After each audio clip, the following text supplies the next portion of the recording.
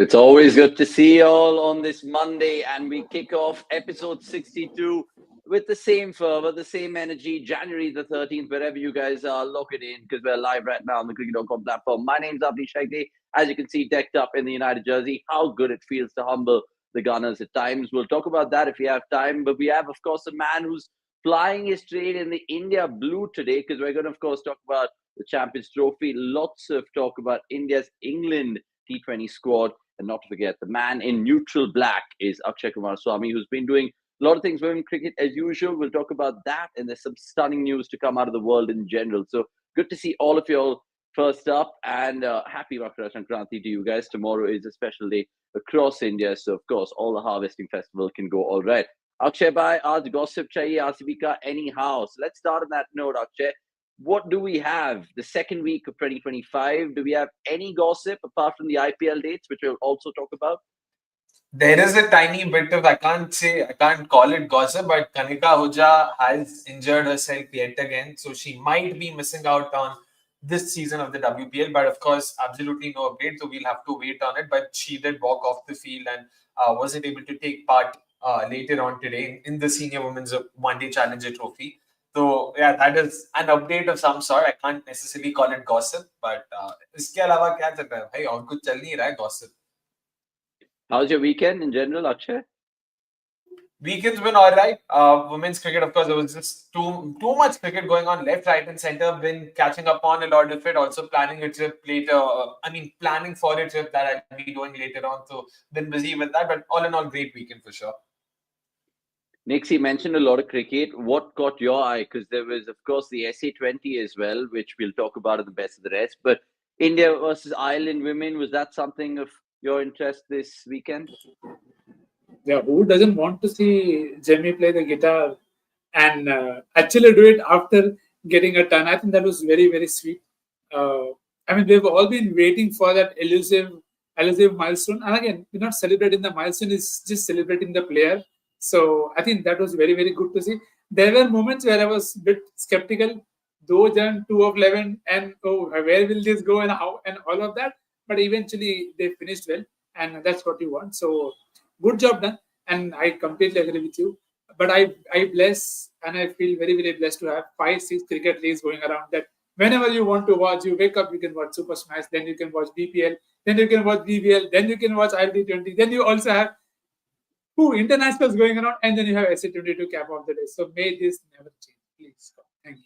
And after all of this, in about 9 days' time, we'll have India-England, which I think we'll start with, boys, because the IPL chat can wait in the best of the rest. So can all the other things. We'll touch upon all the Australian, the Champions Trophy scores, including the Australian one, the South Africa one. And it's amazing how India have just not named it yet because we're about a month and a week away from the tournament. Right, India squad for England was announced, and it would just make me thinking about Mohammed Shami's name in the squad, boys. Let's have that squad first up for you all. We know the captain, and I think he's going to lead India in that 2026 World Cup as well. So it just gives you a glimpse of how they're sticking and not twisting. But they've added Mohammed Shami in that squad. Just maybe a little bit more firepower. Arshdeep is there, of course. Siraj is rested. They've gone for all those guys who did ply their trade in South Africa. So Akshay, first ball to you. What do you make of it? And again, does it give you a little hint towards the grander tournament next year? I'm hoping so. Like that's the direction they're looking at, and they're probably trying to prune down the broader list into something a lot more narrow, and they're trying to identify roles and who can actually fill in those roles for them. But a couple of names, interesting shouts. Personally, not sure if they were the names I would have gone ahead with, but ठीक है यार, for what it's worth, अगर pick किया तो कुछ मतलब सोच समझ के pick किया होगा. That's the trust that I would want to place on Gautam Gambhir, especially in the shortest format. Mohammed Shami, of course, is a name that comes to mind. Coming back from an injury, hasn't really played a lot of top-tier cricket, barring the domestic, recent domestic tournaments, of course. Both Vijay Hazare and earlier on, we saw him also playing in the Ranji Trophy in the first leg of it. But a very interesting name, given काफी सारे नाम उनके आगे है already. There's Arshdeep Singh, who you can't look past in this format. There's Bumrah and Siraj, who I know Siraj might have not been the best of bowlers, but given that, in general, Team India has looked at Bumrah and Siraj as a pair, and Arshdeep Singh. For me, Arshdeep Singh trumps Siraj. So in that pecking order, it'll be Bumrah, Arshdeep, and then Siraj. Already teen naam hai, to Shami, where does he fit in? Given that the World Cup's going to happen in India, not sure. But he can. Matlab, diya hai to fair start. Again, it's not like it's something I would hold the management against. One name that was slightly even more surprising was Dhruv Jurai. Again, fantastic talent, not a reflection of his talent or anything like that. But it just begs the question. Last week, we'd spoken about this in general, and I'd spoken about this in particular. Ki boss, please सबको all format player बनाने की जरूरत नहीं है. Try and identify talents for specific formats and stick to that. It once again seems like they are busy trying to make all format players out of everyone, and I'm not sure if that's the greatest of ideas. So Nitish Kumar Reddy, again, because he started off, he made his T20I debut. वहां से वो Test cricket की तरफ गए थे. He's the incumbent of sorts, so you can't really put that also against the side. But I just hope they realize कि, especially with someone like a Reddy, he's young, he's expected to be a pace bowling all-rounder. Yeah, that's a lot of workload you're talking about because he won't be skipping the IPL. That's where the moolah comes in. So I hope they are able to. मतलब अभी sure नाम लिया. This is still the first T20. The first proper T20 series in 2025. So I hope, going forward, they are able to, narrow it down and hopefully, identify talents for specific formats and not necessarily have, indulge in spillover effects. Yeah, it's interesting that you mentioned that. Jesus, I've dropped one of my AirPods. Oh my God, I can't find it. Hold on. All right, before Anish finds it. Sorry, yeah, 1 second. So basically, come back to that. And I want to get Nick's into it because they did a fascinating chat about the Champions Trophy squad in the Hindi show. So you guys can go check that out. We'll briefly touch upon it after this. But right now, I feel it's an interesting name that you mentioned there, Akshay, Dhruv Jurel, because they don't want to mix formats. And I feel like even if you look at someone like Pant, he was being mentioned again back into the ODI squad. I think right now, even if you look at some of the comments, freaking awesome, saying they could have picked Ishan Kishan in the place of Dhruv Jurel. Kishan could be a backup keeper and a backup opener as well. Lots more comments pouring in about the India-England series. Get your thoughts in straight away. We'll take them. And welcome to the chat, everyone. Like this video immediately. Let's get Nick's thoughts on those names right now, which is at the bottom of our screen in the ticker. What do you like? What do you not like? What puzzled you? And is Shami now someone that they can just use as a backup to Bumrah? Do you look at it that way? I probably feel Shami is someone who they are looking to replace Siraj. Honestly, I don't think you can replace Bumrah any which ways. So that is definitely a name that I think was very obvious coming. Maybe they're wanting to see if he can handle this workload before they get him into the ODIs, because I don't think Champions Trophy is possible. So maybe that is something they're looking for long term in the ODI scheme of things. And we all know how India use their international fixtures to try people out. And there are still fixed spots, but there are spots where they try and experiment. So that is fair. The one thing that struck me the most was Akshar Patel, vice captain, because before this you had somebody else as the vice captain. Now you have somebody completely. Again, he's been part of the setup for a while, and he's played vital roles for India. So I'm very keen to see if that's a signal that he'll be again with Jadeja retired. You assume that Akshar would be the front runner, but I found it very interesting that he's earmarked as a potential leader group candidate. So that I think something that is very interesting development. Yeah, because they so often say, and we often say on this podcast so many times, don't mix formats. But I generally think Mohammed Shami, even if you want to give him some sort of fitness check, you give it him in other tournaments. I don't think right now you try to promise him with Open T20 Internationals and he does well, then what happens? I mean, I know he's not really retired in that format. So who knows? A sports fan going on to say Shami's a misfit in T20 International. They're just checking his fitness. And Gigi's taking unnecessary blame by selecting Harshit. Are there no other T20 international pacers? I think the pacers pick themselves because Arshdeep's doing wonders there. He's not made his test debut yet for India. So I think Vaipal, he's a bang on, maybe second in the pecking order, like Akshay said.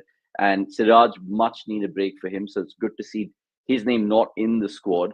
Others are honestly, they've been brilliant so far. That Zimbabwe series, the South Africa series, you talk about people like Tilak Verma grabbing his chance again. Abhishek Sharma has been hot and cold. Sanju Samson's just been a revelation. So I don't think you would tinker too much with that top order. Hardik Pandya again is someone who I think will probably be pivotal even in our title defense next year. So it just makes you think. New name in the chat, Jealous Broccoli. Good to see you. Like and subscribe. Love that. A little smile with Akshay as well, laughing at your name, but it is what it is. Instead of the 3 ODIs, 520 T20s, and 5 ODIs, 320 internationals. Yeah, I mean, it is what it is, because even if you look at India and how many ODIs they played after that 2023 ODI World Cup, it's just been like 6, 3 in Sri Lanka, and then 3 others as well. So it's not too much indeed. So right now, coming back to that whole thing, guys, do you think this series is going to give us any sort of indication to the starting 11 that we could potentially start building towards the 2026? Because we've just spoken about the squad at large. Who are the banking 11 players for you? I'll put you guys on the spot. Nix, with you first. That tomorrow, if India are playing the T20 World Cup, who are your openers, so on and so forth? I think Sanju's probably locked his spot. I feel Abhishek might be your backup guy there. So I'm very keen to see if Sanju and Jaiswal is the pairing. Eventually that happens in that World Cup. So I feel Sanju is in a spot where he has to keep performing. There is no other option. You have to keep getting those starts. I'm not asking hundreds, but those starts. So I feel is again, there are people who select themselves, so not going to name them. But I think Sanju Samson is a crucial guy because Dhruv Jurel is staring him down. I want to see how Varun is used. He was great in South Africa as well. So can India take the risk and play just 2 seamers in Arshdeep and Bumrah and Hardik as a third pacer? Because then you have Akshar and Varun Chakravarti as options. We had Kuldeep in the World Cup like that. So I think that is another spot that I'm feeling it might be ticked there. Apart from that, I think Hardik is a lock. Tilak Verma is a good lock now because you'll have people going out of the system as well. So to me, my openers will surely be Jaiswal and Sanju. You have Abhishek, not Abhishek, you'll have Sky at 3. You could have something like a Tilak at 4. Again, he's done well, so no need to drop him. You have Hardik at 5. 6 or Rinku Singh, that is something that we need to see. It is amazing how we keep thinking Rinku may or may not be luck. The guy is a lock for me, but I don't know how it will eventually pan out with him. So that is probably what shapes up my top 6 with Nitish or Aksar at 6 and 7. Yeah, I think that was my initial impression too. I think you can't drop Sanju and what he's done recently. He's a right-handed top-foot opener there. How often would you say that in like years gone by? And then Jaiswal, because he's just a superstar. I'm sorry, Abhishek Sharma, you'll probably have to be the backup opener, but backup opener as well. You might be required in one of those World Cup games. And then Sky, obviously, I think going around, he's probably the top T20 international history for India by the looks of some of the stuff that he's done at the strike rate that he's done it. So he goes in there as captain at 3, I think, Akshay. 4, 5, 6, then you can really have, it's pretty much you choose, I choose kind of thing. Your contenders are Tilak, Hardik, obviously, who will bank in at 5. There's Rinku, of course, who you can't not use. And then maybe contenders like Rian Parag, who knows, as a backup in the options because he can bowl. Yeah, and then who knows if Padita has another fantastic IPL. So because it's in India, there'll be a lot of spin. You might want to go with him. It's just an outside choice. And then you'll have NKR as a backup with, of course, Akshar, Sundar. Who else I think is a spin bowling order? Maybe Washington Sundar as well. So do you agree of pretty much the bones of the 11? What is your 11 if India playing the World Cup final tomorrow? Similar question to Nikhil. I'll just try and make my World Cup 11 from these members. I'll put it that way because Baki, there's just too many, and we'll have our biases and all of that. But given this, according to me, the best 11, most of them pick themselves. My top 5 is very similar to what Nikhil also said. I'll have Tilak at 4, Pandya at 5. I'll go with Rinku Singh at 6. I know NKR is a very tempting prospect, but having NKR so low down the order, I don't think makes any sense. Even for SRH, when he did well, even for India, when he did well, he batted at number 3, number 4. That's his position. He's not someone, I don't know how will he perform under the pressure of being a finisher if he's given that role. So I don't want to, put that pressure on him. So number 6, Rinku, tried and tested performer, Q risk lena. Number 7, I'm going with Akshay, vice captain. So I don't see him not playing. Number 8, Harshit Rana. Number 9, 9, 10, 11 is Arshdeep, Bishnoi and Varun Chakravarti. So that's Bishnoi, Chakravarti, Akshar Patel, and you've got Harshit Rana, Arshdeep Singh, and Hardik Pandya. 6 bowling options, 3 pacers, 3 spin. I feel that gives you more than decent coverage. You've got spinners who can turn the ball into the right-hander in Ravi Bashar, who's predominantly a googly or a straightish leg spinner. And then you've got Varun Chakravarti, who can bowl it both ways. You've got Akshar Patel, who takes the ball away from right-handers. So you've got all variations cover there, most variations cover there, and even with your seamers, you've got a left arm pacer and predominantly a swing bowler who can also give you overs at the death in Arshdeep. There's Harshit Rana, there's Hardik Pandya who can chip in. So I feel all in all that gives you a lot of balance. Batting till about number 8, Ravi Mishra at number 9 is not the worst. So theek hai, matlab, yeah, I'm happy with that 11. I think that solves most problems for India. So basically, we're all in the same boat with regards to if there's any players from the periphery right now apart in the squad is Jaiswal and Bumrah. There's no Pant or Gill for us, like the chat is kind of asking us. So fair play to both of you all for those 11s. You guys can also let us know in the comments what you guys think. Welcome to the show, Lord Babuma, who says bang on to Akshay's point. Nitish should bat at 4, otherwise it's a waste. Pava, welcome to the chat, saying Greg, of course, bro, United against all odds came out at the top of the Emirates. Indeed, what did Greg say? Avnish wearing United jersey with pride. Indeed, man, 100%. Why shouldn't I? The small little choti kushiyas we've been getting throughout the season as a United fan, absolutely love it. Do you think the matches happening in the ILT20 will give us an indication about Dubai pitches, or is it too soon to say what's going to happen to the Champions Trophy? It's a point that I think even Harsha Bogle made in his channel with regards to how the pitches might wear and tear, and in the course of Feb, in the lead up to India's games in Dubai, you never know what could be the conditions on offer there. Shami Bhai would never have thought would be picked in T20 internationals again, about checking his fitness. I don't think he would look at it like that. Maybe he just still thinks he can give it his all in T20s, and he still has in his tank stuff to bowl at. And I generally feel Shami is a talking point, and the chat is, of course, hinting that Mohammed Shami is not a long-term prospect. It's just the preparation for the Champions Trophy. And that's your entire opinion, Kruk Shabendu. If you guys are watching this on YouTube, please quickly like this and share this podcast to everyone. We've been doing it for 62 episodes right now, and it'll be good to know. What do you guys think? Champions Trophy will be in Pakistan. From what I hear, they're far behind on the stadiums. Look, I mean, it's going to happen in Pakistan, but India's game is going to be in Dubai, that's for sure. And I think there won't be too many last-minute changes for sure. Parth going on to tell us his conspiracy theory in the chat, saying BCCI wanted Jaiswal to play T20 internationals, but they didn't. It would spark rumors about Gill and Pant getting dropped, and lots more comments coming through. Dheeraj Arya, welcome to the chat. If you're new to the channel, please subscribe. We'll take all your questions in the 12th man segment as well. Right, let's of course move on, guys, because there's so much to bring to you all with regards to the cricketing news throughout. I just want to throw it forward to something we all, of course, are excited to, which is the IPL, and the dates were announced, the WPL and the IPL tentative dates. Now, what excites you boys? Because we know where we're going to be pretty much at the start of it and the end of it, at least in terms of the fan cam duties and all of that, touch wood. Does it excite you? And do you think that 12-day gap between the Champions Trophy final and the first game of the IPL is enough? Akshay, you first. To be honest, yeah, and I don't know. Like I've actually been thinking of it from a different lens. I don't like. There were rumors about broadcasters, wanting a bit of a break between Champions Trophy and the IPL. I think it also has to do with the WPL and the IPL, because a lot of resources for the broadcasters will be deployed, during the WPL. So it is important that there is a decent enough break. Last time around, that wasn't the case. Last time, 18th को WPL खत्म हुआ था, and 23rd we saw the IPL starting, and even in 2023 we saw the WPL ending on the 26th, and 20th is when IPL began. So there have been, I mean, given that, I'm guessing this 12-day break is interesting, but from a Champions Trophy lens, players, 12 days good enough?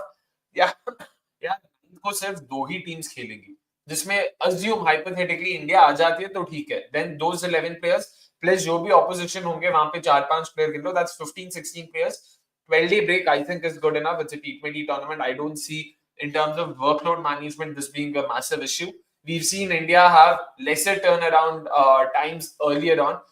If my memory serves me right, the 2010 World Cup comes to mind, where the IPL began a good month in advance. Mid-March में शुरू हो गया था, and the World Cup began right after the IPL ended. So हुआ ये पहले, मतलब ठीक है, I don't think it'll be that big an issue in terms of workload. And if India doesn't even make the final, so फिर उतने लोग भी नहीं होंगे जो final खेल के IPL का first match खेलेंगे. So ठीक है, मतलब I don't think workload will be that big an issue for me. I'm just happy that there's a break, especially for people like us who cover cricket for a living. It'll give us some respite. नहीं तो मतलब कोई break ही नहीं मिलता. We would immediately have to get into IPL zone because IPL is the one thing we all look forward to and we all don't want to miss. So yeah, happy for that. Spot on. It gave me clarity to plan my holidays and book my tickets at least early in advance, because sometimes you're thinking, shit, is it going to go into June?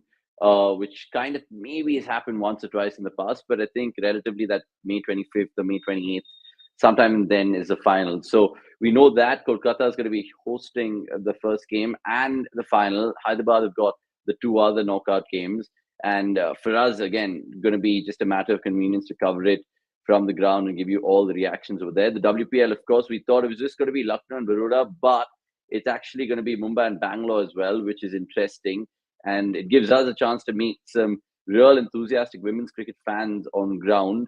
Let's just quickly take a couple of comments right now. IPL organizers should be bringing the beauty of SC20 for 2 million rand for a crowd catch with single hand. Just imagine life-changing offer for a catcher in the crowd. You know how hectic that will be? Good to great. If you do that in India, people will be like, "Pagal ho gaya, mera hai," and all of that stuff. Like, they will lose their shit about it. I mean, to put it that way. But fair enough. Good ideas from you guys as fans. Many people saying England Test series will start on the 20th of June. Yeah, that's something that, again, I'm looking at potentially trying to go there, watch the game, one of the tests, hopefully. I have a strong intuition women RCB will defend their title this season, saying Smith. The WPL dates out. So again, it'll just be something fascinating to watch how Elise Perry, Shriyanka Padal, all of them see if they can do it again. And that'll be beautiful. The men's haven't won it once and the women's already won it twice. Nick, what are your thoughts about just that whole tournament? We haven't got the schedule out. Apparently, they're going to announce it in a week. But the inevitable Kolkata getting the final and the opening game. And at least now the dates are out, because so many times we've complained saying, why can't they announce the dates? They've done it this time. Yeah, I think it's good in that sense. As you said, helps everybody. Plenty of stakeholders in that cramped space of 3 months where you have so many big events. So I think it's, again, they don't care about user fatigue as much because they know, okay, we are idiot enough to watch anything that they show us. So I am more than happy that the dates are out earlier. As you said, few things to take care of for us who cover cricket and have to do shifts accordingly. So I think it's fair. I also agree with Akshay on the gap bit that it's fine, that 12-day gap. Had it been lesser than a week, then yes, maybe you would want a thoda more. You saw what happened in 2011, right? You won the World Cup but could hardly celebrate. Now, the reverse is something that I definitely want to be better. If you win, you want some time to celebrate that. So if at all India win, they'll have 2 weeks to celebrate. So that's good. And let's end it on that note. Yeah, we'll end it on that note. Now let's get back to India, because we wanted to, of course, just tell you the newsiest of news this week through the IPL and the WPL dates. But of course, going into that tournament of the Champions Trophy, like I alluded to earlier, Nick, Somesh and Vikas have done a real debrief on that early look ahead in terms of what the squad should be. Me and Akshay will give our pointers right now. And we'll also look at the remaining squads who are preliminary squads. They, of course, can be amended before the tournament. But we'll just quickly give our thoughts about India, Akshay. Is it just a straightforward one? Do you have some interesting selections? Because I know I have one interesting batter that I'd like to take on that trip. I'm just trying to remember India ka last full strength ODI tha kab. Last year they played 3 ODIs against Sri Lanka. Any other ODIs or that was it? So ODI World Cup के बाद full strength 11 खेला ही नहीं है, मतलब basically. Jaiswal is the only name I'd like to see because I really think this is a format tailor-made for him. I mean, not that Tests or T20s aren't, but yeah, this is a format he should be able to thrive in. But I don't think I have too many funky names. Jaiswal is the only name that comes to mind. Varun Chakravarti is actually someone I really enjoy watching, but given that Kuldeep Yadav has been our primary spinner and he's been fantastic at it, and I really want Akshar Patel because he again will offer a lot of value with the bat as well. He'll be a genuine all-rounder in this ODI setup, at least according to me. So I would want to hold on to him. Barring that, I mean, NKR, and I see comments there, NKR. I can see where you people are coming from. But just a while back, I said T20s में शायद उनको नहीं खेलना चाहिए. अगर ODIs में भी खिला लिया तो फिर मतलब rest कहाँ पे करेगा बंदा? So that's pretty much it. But yeah, Jaiswal is probably the only name I'd like to see.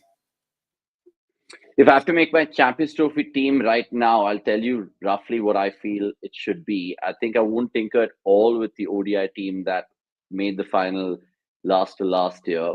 So obviously you have Rohit, Gill, Virat there. At number 2, instead of Shreyas Iyer, I'll probably put Karun Nair there. Honestly, I'll make a statement and put Karun Nair back in the scheme of things.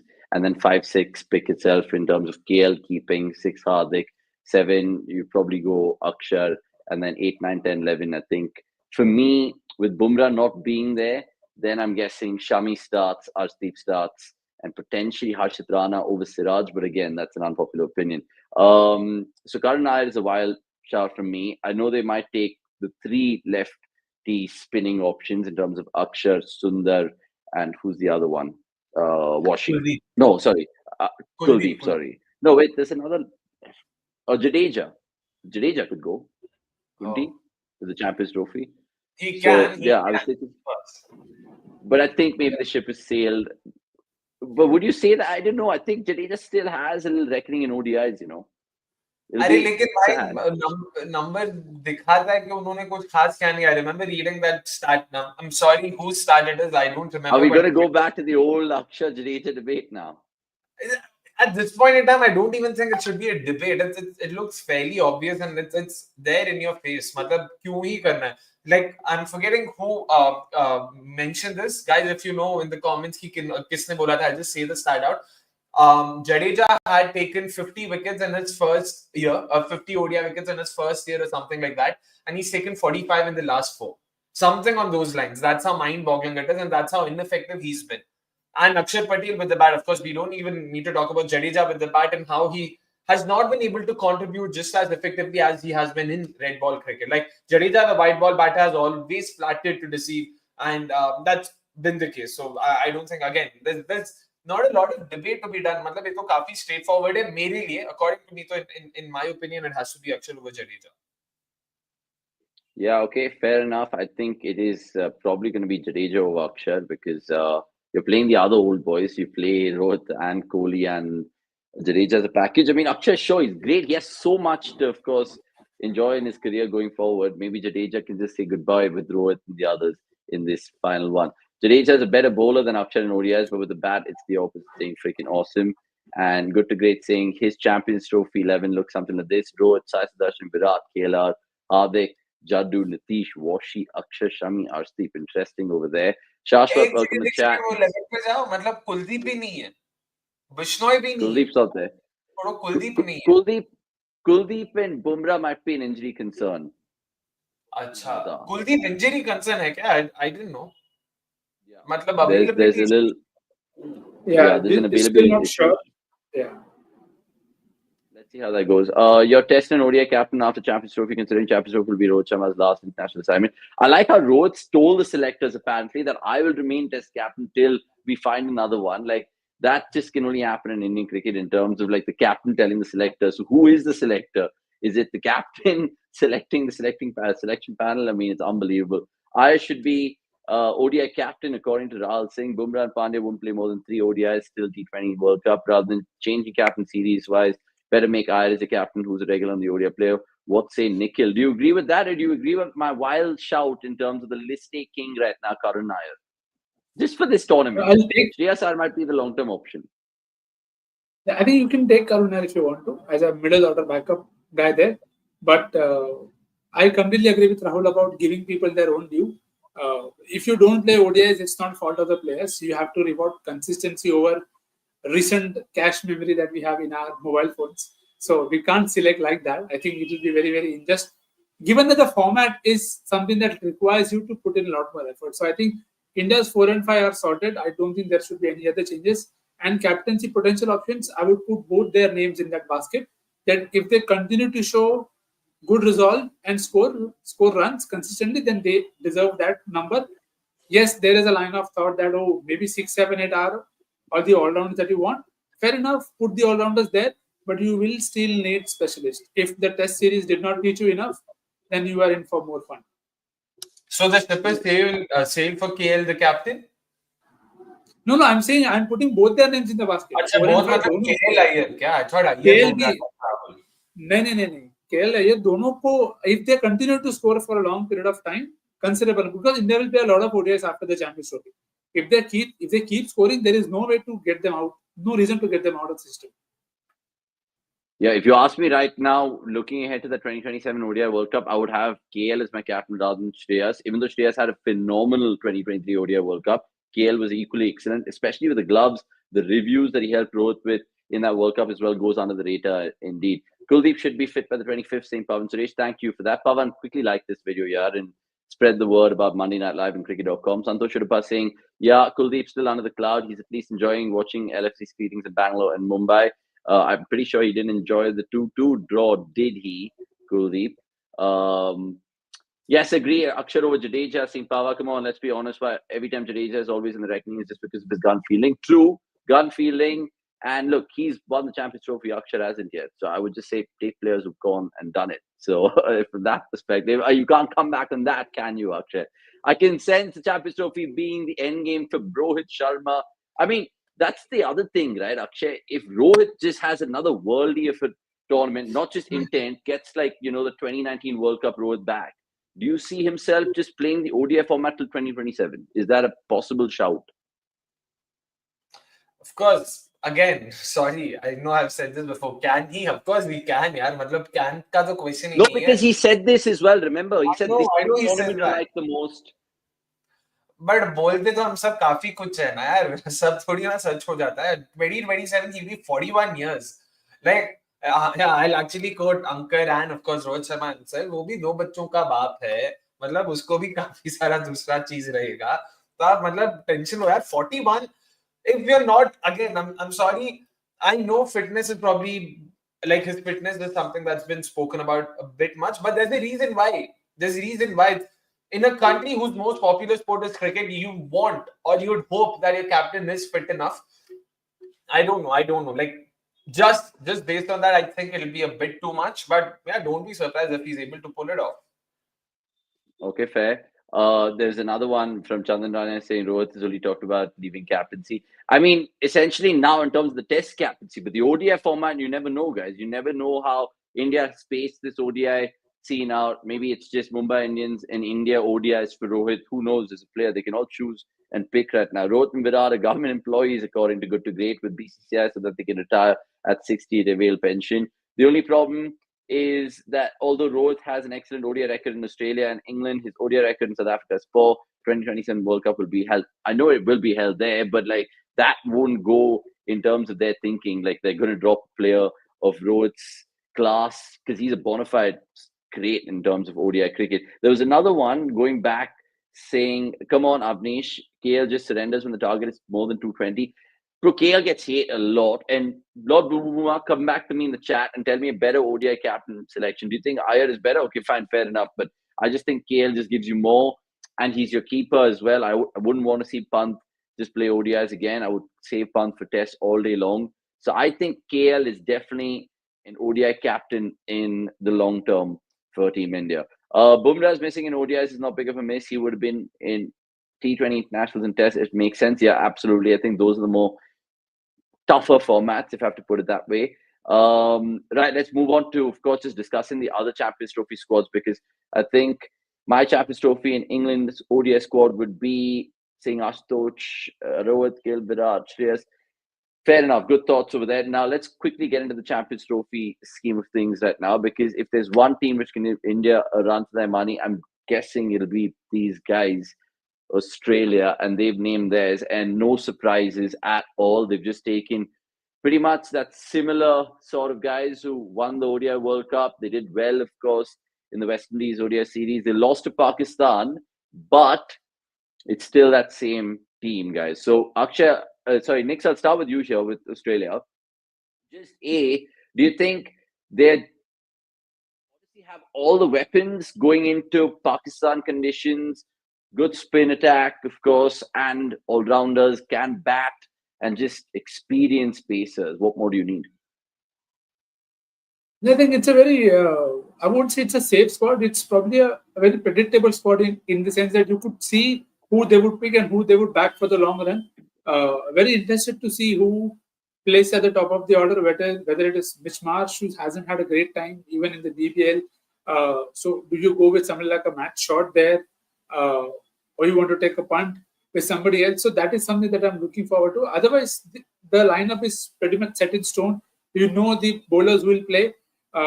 What I'm keen to say is if they do get Stoinis in So, or they want to bat deep. sorry, who's your openers again? Will it be Head and Marsh? Yeah, I'm torn between that idea that whether you want to go with Mitch Marsh or you want to go with something like a Matt Short. Because with Matt Short, you get that option of bowling spin as well, and he's smart enough customer. Okay, you can use him again. You already have Maxwell, so maybe you may not need Matt Short's bowling. But if Mitch Marsh is not bowling and he's just playing as a pure batter, then maybe he's the risk. But you already have Travis Head and others who will take that high risk game. So there is not too much differentiator there. I'm very keen to see where English bats in that top order because again Marnus he's done his job, but I feel English has a higher potential there in terms of creating an impact. So I think that 4, 5, 6 that engine room could be massive if they have Smith, English, Carey, Maxwell taking off. So I think the one condition that we don't know is how conditions will eventually play out. Usually in Pakistan it is good batting conditions. So if they remain so, I think they have the arsenal now. I think the game will still be decided at the top of the order.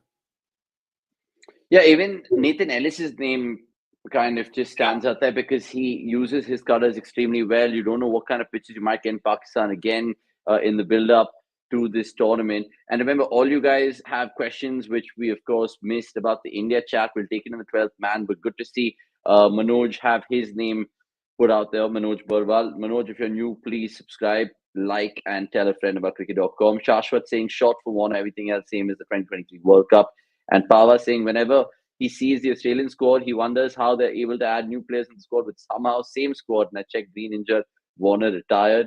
And Nikhil Bhai, how about Stoinis as an opener? Asking Lord Babuma. Do you go that direction? Is again, you said that it's a pick and mix because they can go short, they can go, of course, Marsh, but now he's giving you a third option, Stoinis, as an opening option. I think he's done that in the shorter format. Not sure if he's done that in the ODI format. That is something need to check. But when you have regular openers, I don't think the ODI is a format where you should have makeshift openers. I know it has worked historically well in the past with plenty of people, but you can still count them. Many people have not worked out as well. So I would rather bank on a guy who's done this enough in their life. With Mitch Marsh, you are taking a complete punt with Stoinis it is in the punt because he's done that in different formats of the game. So I think that's the good thing about that squad. Even Aaron Hardy batted 3 for Perth, but you'll have to see if you feel he's good enough to open the batting also for you because now he's also not bowling.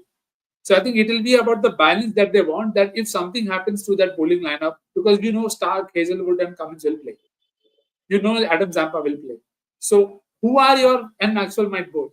So who are your other two options if at all you want a seam bowling order or you want the extra spin bowling order? So I think that is something where they'll take a call on who opens, if it is Stoinis, Marsh, or whoever else. I'll check quickly with you on Australia's squad and just throwing context in because obviously going to be a subplot, but talking conditions. Breaking Awesome also pointing out a stat there how anything over 250 is hard to chase. And even if you cast your mind back to albeit the 2022 World Cup, the T20 World Cup, which was the 2021 T20 World Cup, which was in the UAE, it was very toss agnostic. So when you look at Australia's squad, do you think they're well rounded to back teams out of context, or do you think again the spinners can come into place? Your Zampas, your Maxwell, so on and so forth. Yeah, to be honest, there is enough quality in this side, for them to not have to worry about the conditions and be dependent on it. I do agree with most of what Nikhil Bhai said in terms of the 11, and personally, I would have Matt Short over Mitchell Marsh straight up. So I personally do rate Matt Short very highly. I know I've been laughed at least amongst my colleagues. I rate him very highly in the sense that I generally think of him as a very elite pace hitter. But the problem is he's probably one of the most horrible batters of spin I've seen. Matlab, खेल ही नहीं पाता, and especially अगर Who's this? Who's this? shot, referring to match shot here, but I know he has it in him to more than make up for it with given his game against pace. And because these are ODIs, unlike T20Is, यहाँ पे bowling spin in the power play is still just not as rampant, so he can get away with it. And also combining with head means at the top you can expect average scores of 80 for 1, 80 for 2 even at the end of the first power play, and that's a solid start you're looking at. So that way, I'm looking forward to seeing a lot more of match shot. Also talking about conditions, Australia तो सिर्फ एक ही game Dubai में खेलेगा, so I don't think they'll be. I mean, Australia तो एक भी game Dubai में नहीं खेलेगा. They're in different groups. Only should they play the semi-final or the final against India will they have to worry about it. Pakistan, Lahore, Karachi, Rawalpindi. I mean, we know how the surfaces are played traditionally, but I just read a couple of hours ago how Pakistan have also been using heaters and come up with a greenhouse to try and make the surface a lot more dry. This is for the test series against West Indies, albeit a different format. I think they can come up with similar measures if they want to make the surface play a certain way and they don't want just highways and roads, for surfaces. So if that happens, Australia still have the resources. Yeah, Zampa, Maxwell should short play. They'll be short as well. So there are enough spin resources and paces के बारे में तो पता ही है. So yeah, all in all, a quality side. Most teams pick themselves like Nikhil bhai said. मतलब yeah, कुछ है ही नहीं इसमें ज़्यादा ऐसा. अरे इसको लेना चाहिए था, उसको छोड़ दिया. ऐसा कुछ लगता नहीं है यहाँ पे. Yeah, I mean, it'll be interesting if they get out their group. Their first game is against England, and then of course that what sports fan has pointed out in the comments. Looking forward to that Australia-Afghanistan game because Maxwell, how he just lit it up. It was just absolutely brilliant. Nick is just telling me to be quiet about it. Right. Let's move on then because I want to talk about another team really quickly. We spoke about Australia, and it's only fair that we bring up the enemy in England right now because I don't see Virat Kohli in this squad. Oh, sorry, my bad. Butler captains it, and then Archer, Atkinson as their star pacers, I'm guessing, even though they have Mark Wood, they have, of course, Saqib Mahmood in there, but all the other bowlers, before we come to the batters, are kind of in red hot form. Someone like Braden Carse also features. Jamie Overton's there in case they need the batting depth with the ball in hand. And then just looking forward to see Jacob Bethel. I mean, him, Liam Livingston, Phil Salt obviously catch my eye as RCB fans. But again, Akshay, I'll start with you here. How much would you rate this squad? And remember, they didn't perform so well in the 2023 ODI World Cup, so they made some changes. Do you think they can actually A, get out of their group because it's a tough one, and B, have something to say in this tournament?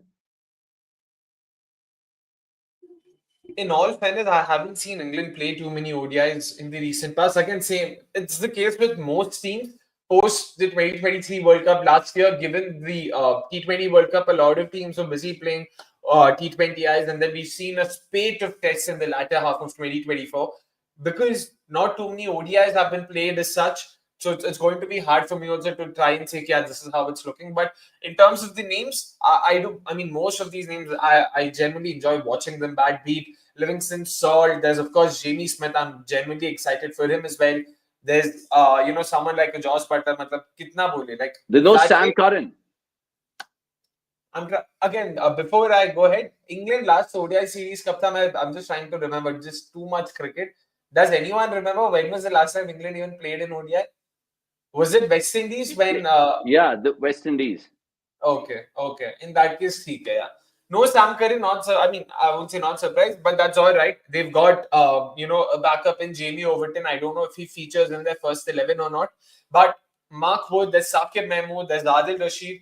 Interesting options. There are two express pacers. Both of them can clock, in excess of 140 consistently. One's a hit the deck bowler, the other's a lot more of a skiddy customer. Jofra Archer being a part of it.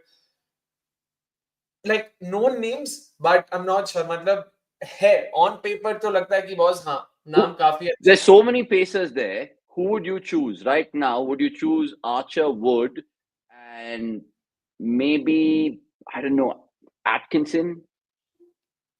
I don't mind Braden Carse also, to be honest. मतलब, but I'm just saying, out of Atkinson and Carse, Atkinson's a better batter, I'm guessing, even though Carse can bat. ये अगर हम अर्शदीप और सिराज के बीच में batting की वजह से कुछ चुनेंगे तो फिर फायदा ही क्या होगा मतलब नहीं. No, because Arshdeep is still left arm pacer. They're both like for like in terms of hit the deck bowlers, but I don't know. I've enjoyed what I've seen of Bryden Karsh, to be honest. मतलब काफी अच्छा लगा. And he also started for England in that West Indies series. तो मेरे हिसाब से तो I would personally have him ahead of Atkinson and probably even Saqib Mahmood. Or again, pardon my ignorance, but Saqib Mahmood I don't think is he a regular? Sorry, that's a question to Nikhil bhai. Has he become a proper ODI regular for England, or he's still one of those in and out kind of bowlers? I think they've rotated him well, that is for sure. Again, I don't know if he's a regular because if you see, they've picked so many people who can bowl pace. So I think they want to keep their options open. And he's had injuries also. Last 22-23 is where he had injuries also. So maybe they are just very sure that in certain scenarios only he'll play. I don't think he played all the games in. I don't know if he was part of the squad. Let me check. If he was part of the squad he was part of the squad in the West Indies tour. He played a couple of games there. So that is that. But again, plenty of options of pace. To me, the catch is who do they go with their all-rounders because they have too many of them. Because if you make their 11, it's most likely Salt, Ben Duckett. You'll put Joe Root at 3. Yeah. You can't bat Joe Root lower than that. So where does it put Jacob Bethel? Do you bat him at 4 or Harry Brook bats at 4? If Brook bats at 5, Butler is at 6. Butler is 6. Livingston नहीं है. So Livingston भी है. So that's what I'm saying. You can't pick all of Bethel, Livingston, Jamie Overton, and all of them. Brook, Livingston, Butler. This is the order I'm looking at. But I mean, Brook, Butler, Livingston. So that'll be my 4, 5, 6. Yeah. Brook 4, Livingston, Livingston 6, which is fair then. So then you still have enough options. You can pick someone like a JB also. Yeah. And then you have Braden Cars. Then you have Adil Rashid. JB were referring to Overton, right? Or Smith? Overton, yeah. JB, Overton. Yeah, fair. I mean, that's a solid lineup. And I think even with that fulcrum of Joe Root with all the firepower around him, it just makes you think, imagine Jacob Bethel, who's just a hot talent right now, can't even get into that 11. Actually, Cars played in ODI in England against India 3 years ago. And I think Vijay Hazare even and Bolin played. did. Sorry, I just saw that highlight. Even Bolin played against India and Kohli was smashing him. Yeah, I remember that.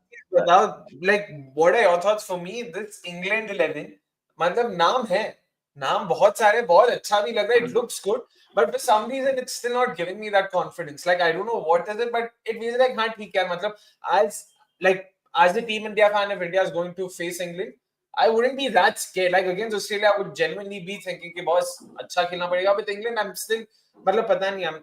I'm still confident कि हाँ यार, like even Afghanistan for that matter can actually put up a very strong fight against England. Like even let's say England lineup. Maybe I could be wrong, but I feel I get a very T20 vibe from this entire lineup. T20 होता तो मैं फटी पड़ी होती कि भाई कितनी batting है यार. How do you counter all of them? So, but one day maybe a different caliber of face. Because they'll always kind of compare any England ODI side with the 2019 one in terms of that backbone of it, and they had like great match winners and very underrated players. I think look at someone like Liam Plunkett, what they did in that World Cup for England. It just goes under the radar, but they had some serious match winners. They had Stokes in his pomp. So when you look at this England side, I think again it'll be conditions dependent, and maybe they need like just a spin bowling all around. I know they have Livingston, and I know Jacob Bethel could be just probably molded into one. It'll be dependent on Adil Rashid and how he just locks in one end up as well. So lots to look forward to from an England perspective. There is, of course, another team, or rather 4 or 5 more teams who've made their squad announcements, apart from India, unfortunately. Let's move on to another land, and that is the New Zealanders. And of course, they put out their particular team, and Mitchell Santner is going to be captaining them in their quest for glory in Pakistan. It also gives you an indication that they will play a game in Dubai against India, because then India's group with Bangladesh and Pakistan. But they've gone for some spin all-rounders in Bracewell. There's Ravindra, of course, who can give you his bit.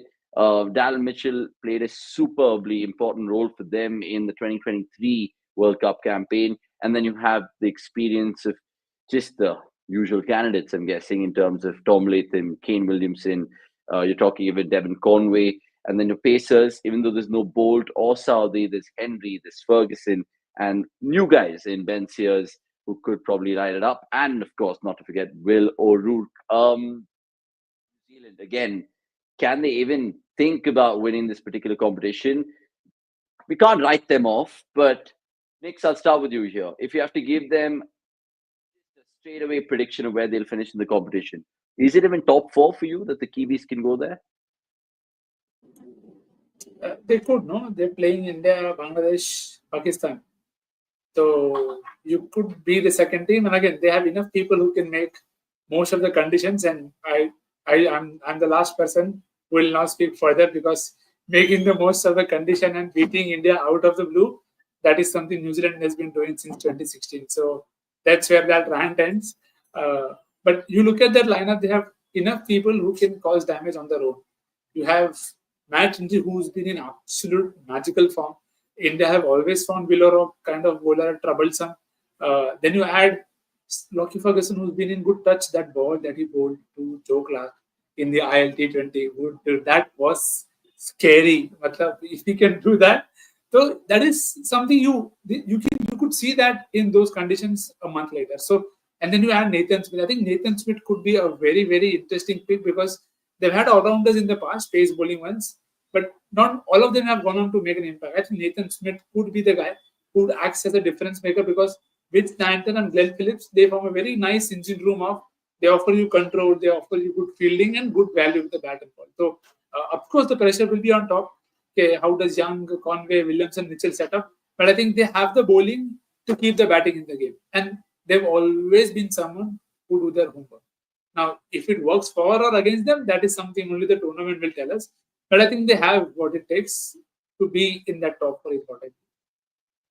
Okay, Akshay, before I come to your thoughts, let's just quickly take some comments, because sports fans saying New Zealand every ICC tournament semis tak to pakka hai, according to them. By the way, like this particular video, because even Amit Kurai, who's just entered the chat, is echoing that exact thoughts.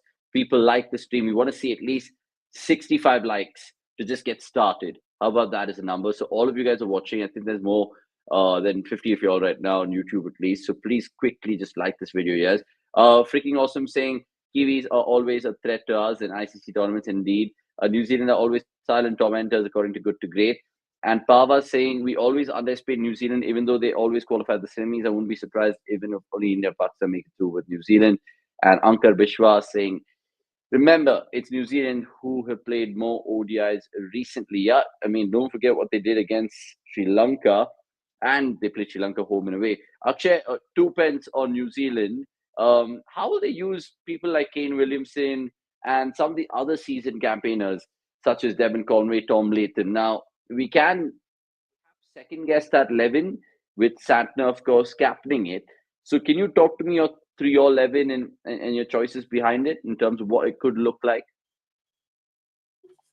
New Zealand's 11 is going to be a tricky one, because I genuinely have no recollection what Sri Lanka ke against kar kya rahe the. Let me try to see. Would you go Will Young? Will Young has been a phenomenal opener, right? So would you go him with Devon Conway, or do you pick Tom Latham? Given his recent spate of form, that's something, of course, we've all seen. Not just, I mean, I know it's a different format, like from the India series, to be honest, in the last 3-4 months against Sri Lanka as well. So I would hold on to him. I would have those two starting for me. Number 3, Ravindra. Number 4, Daryl Mitchell. Number 5, I'm trying to think, Ma'am kaun hai bhai? Mark Chapman hai. Is there anyone else who comes in at number 5? But there's Kane Williamson, who you've left out. Oh, sorry, मैं यहाँ पे squad ticker सब देख के simultaneously कर रहा था, of course. So So to be clear, Williamson has been a part of this. So I think what they could do is Will Young opens with Devon Conway. You have your Kane 1 down. You have your Ravindra 2 down. Then you have your Latham, Mitchell, and then you go whatever bonanza. I mean, because Latham has played 5. Latham has played 5 in some of the ODIs in the past. So I don't think Rachin will start. I think Rachin will remain a backup. They'll probably start with Will Young and Conway. Put Kane at 3, Mitchell 4, Latham 5, Phillips 6, Santner 7, Nathan Smith 8, Ferguson 9, Will O'Rourke and Matt Henry. Bracewell, they have a lot of backups. You could play anyone if you want. But Latham chahiye kya? Of course. I mean, like, I'm generally asking because jitna bhi jab bhi dekhta hu, he always seems. I think, look, he's been really well, and I think that's probably why they've taken him in terms of just experience as well. He might not start, Even if Kane Williamson gets the nod, like Akshay said instantly, that he didn't have Kane in his selection, where you had Ravindra who could play the role, but an ardent CSK fan sitting here saying Ravindra might not start, even the conditions might go against it, which is a fair point. I think Henry, people like Willow Root might just pick themselves, even though the Pacers might not so be conducive to pitches down there. But Ankar Viswas saying New Zealand are far better side against spin. Ravindra would be their leading run scorer in the Champions Trophy, I believe. He had a phenomenal World Cup, according to not according to anyone. He just did have a phenomenal World Cup. If you look at the history, Indian batters often struggle against New Zealand bowlers facing someone for the first time. And good to great also going to say batting prowess will be tested in these slow turners, but they've got enough ammunition in their bowling attack. Look, New Zealand, of course, like I said, they've been playing the most ODI cricket. They're going to be part of another tri-series in the preparation to this Champions Trophy with, I think, South Africa and Pakistan themselves.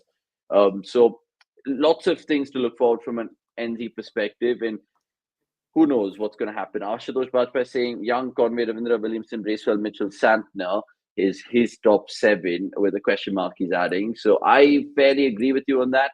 But I would like to see Kane play and just come back in the form because I just think he's a very, very good player. Let's move on to, of course. But Yeah, cool. Yeah, Mitchell batting that low. Where did he bat in the 2023 ODI World Cup? 5? 4? 4. He's always been at 4. I mean, like, from what I remember, that's why I was. Because he got 200s both against India, right, in the World Cup. So Yes. whether they came 4 or 5, just fact check in the audience and let us know. Let's move on and then talk about South Africa next, because South Africa did make the semi-finals of that ODI World Cup, and they've been playing some good white ball cricket off late. They did, of course, do well in that T20 World Cup, but albeit it's a different chapter this time around. So South Africa, let's put them on the screen. And first thoughts, boys, because I feel they've recalled Andrik Nokia and Lungi Ngidi into the squad, even though they've been long injury layoff personnel. You look at someone like Corbin Bosch is missed out. You look at someone who they've taken in terms of Vian Mulder, which is good. Probably just an upgrade over Fekmayo, if you ask me. Shamsi, of course, is the spinner with Maharaj in this attack. And the top 6 batters, I don't think they've done anything wrong to get dropped. So you're talking about Dizorzi is the opener with Markram. Van Dusen has always got good ODI numbers. Bavuma is there. Klaasen's there as just a catalyst. And David Miller could probably potentially play his last ICC tournament, dare I say. Next, South Africa, over to you, sir, because is a team which actually has been doing well across formats. So why can't we think about Champions Trophy as well? And they could probably go for this one. Do you agree? Yeah, 100%. Sir. Always, there is never a time where you don't feel that South Africa cannot win. Again, their batting is something that did well in that World Cup before they ran into a stupid Travis head over and lost 2 wickets out of no bloody well. I don't think it will ever go away, especially the way Jansen got out. But that is the game of cricket. I think they have the personnel. I'm very keen to see how Bauma shepherds this side, because I feel Rickelton might open. You'll have Quinton replace there. And then you have Rasi, who's done well. At 3, you have Markram, Stubbs, Miller, Klaasen. And that's a fairly good lineup. Number 8 pe aayega Marco Jansen. That's okay. I think, to me, the catch is going to be again their bowling. Can Rabada find his mojo in this format and make an impact in the ICC tournament with Nokia as a partner? I think that will be fun to watch, because Maharaj, I always trust him to do well. Jansen, we knew he has had troubles when he's lost control with a new ball. So I think that will be very interesting. I won't be surprised if they start with Maharaj in many games. That could be very, very interesting. So I think they have the people, but I feel their batting is something that still gives me more confidence. I know it sounds weird, but their bowling, I think it could blow hot and cold, because Lungi Ngidi hasn't had a great SA20. Again, very limited sample space, but Nokia, again, he's coming back from injury. They've not played for 7 and 4 months international cricket. So that's a long way off from the game. So I think that will be their only challenge. But if Sir Tempa can do it, please be my guest. Who's your number 7 in the South Africa? Do you think it's Vian Mulder? Because Maharaj 7 is a little too high for him. He'll probably be batting at 8. Or would you I don't know, attain the services of someone else in that team. I'm So just kind that of is in where it's the 11. Marco Janssen. Sorry, Marco Marco Janssen as well. Janssen मतलब मैं तो Janssen को 8 पे ही रखा था like Nikhil भाई Miller Fair. था मेरे लिए at 7 because they have enough options at the top as well. Someone like a Markram can also bowl a bit of off spin if and when necessary. So like Is Stubbs part of your top 6? Then you could no, probably have him as a floater. not for me right now because again I'm just basing this off of what I'd seen against in the Pakistan series, of course. Where you saw it was a fairly settled 11 for them. There was Bavuma, there was Desorsi, there was of course Makram, and then you had the likes of Klassen, Rasi has to be a part of it, Miller finishing it off, Janssen, Mulder, Rabada, Maharaj, and Shamsi for me there. So that's why I was actually the question. I was, or rather the question for me is, does Mulder come in or Nokia? It's actually Mulder / Nokia and Shamsi is a walk-in. Like given the conditions, I would imagine Maharaj and Shamsi both would be required. Because Makram say I don't know how much can you depend. He's not a 10 overs bowler. You can expect him to roll his arm over for a few overs, but that's it. So that's why it's between Nokia and Mulder. And between the two, I want to say Nokia, but the all-rounder FC in me wants to say Abhay Mulder or value add kar payega. But what do you guys think about it? Look, I think I'm very clear on my South African stance. I think there are undroppables in this 11, and I see maybe who Shamsi is one of them only because it's in Pakistan. They're playing all their games in Pakistan. Maharaj has just been brilliant, I think, in all formats for South Africa, and he just lands so much with the bat as well. You saw his heroics. Where was it? At Chepauk against Pakistan in that ODI World Cup, where he got them through. So I think he's starting for me. Tristan Stubbs, I'll be interested because even though Dizorzi is your opener, if you take a chance with Stubbs instead of Dizorzi, then maybe you're just getting a little bit more options with the ball in hand. I don't know if South Africa see it that way. Lord Babuma saying in the comments, saying my team. Lord Babuma, let me know what you think about South Africa and what is a winning Proteas 11. Sanjay Papyagiri saying there is no way Stubbs doesn't start. Too good a player to miss out in his opinion. I agree with that thought. Any look for Devon Rivers, Calverana, Corbin Bosch? You could say even Mafaka, even though it was very early in his career. Will South Africa travel with Mafaka as a reserve? Only time will tell. Either they will open with Zorzi or Markram if they want Stubbs in the middle. Yeah, they could do that as well. Yeah, that's the only. I think not even Josie. I think they have to open with Makram if they want to play somebody like a Stubbs in the middle. Otherwise, very very tricky. Okay. Supriti Balaji agreeing to our point as well. Subscribe if you're new, Supriti, and of course tell a friend about the chat. Right, South Africa, I think fair to say that they will make the top 4, even though they have a tricky group. England, Australia, South Africa, Afghanistan. You never know what can happen there. Everyone could have a really shit day or they can have a very, very good day. Let's talk about the last 2 squads, then the Asian ones. And there was a big talking point in Bangladesh with regards to their squad because I'll tell you what, guys, because Liton Das not making this particular 15-man squad is quite baffling. More so because he got apparently crazy 100 in the BPL. But again, they have some young players who I'm looking forward to take Bangladesh cricket forward. You're talking about the fiery Tanzid. You're talking about maybe Nick's favorite player who's there. I won't give you the clue, but if you guys know him well enough, I'm talking about Ridoy. I'm talking about even maybe Jakur Ali, who could surprise us. Rishad Hussein's an leg spinner who's exciting me. So again, Bangladesh, can they even dare to dream to get out of this group? Because it's a tough ask for them. And Najmul is the captain. Akshay's smile tells it all. Matlab, again, I'm sorry, Bangladesh ke saath, it's always a question of what ifs and what they could have been.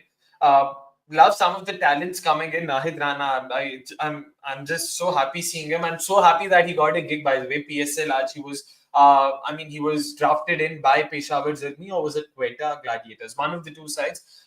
Good to see him do well and happy to see him, reap his rewards. So looking forward to him. But all in all, hey, like the 11 picks itself, but it's not a reflection of how settled it's looking. It's a reflection of कि हाँ भाई जो है यही है.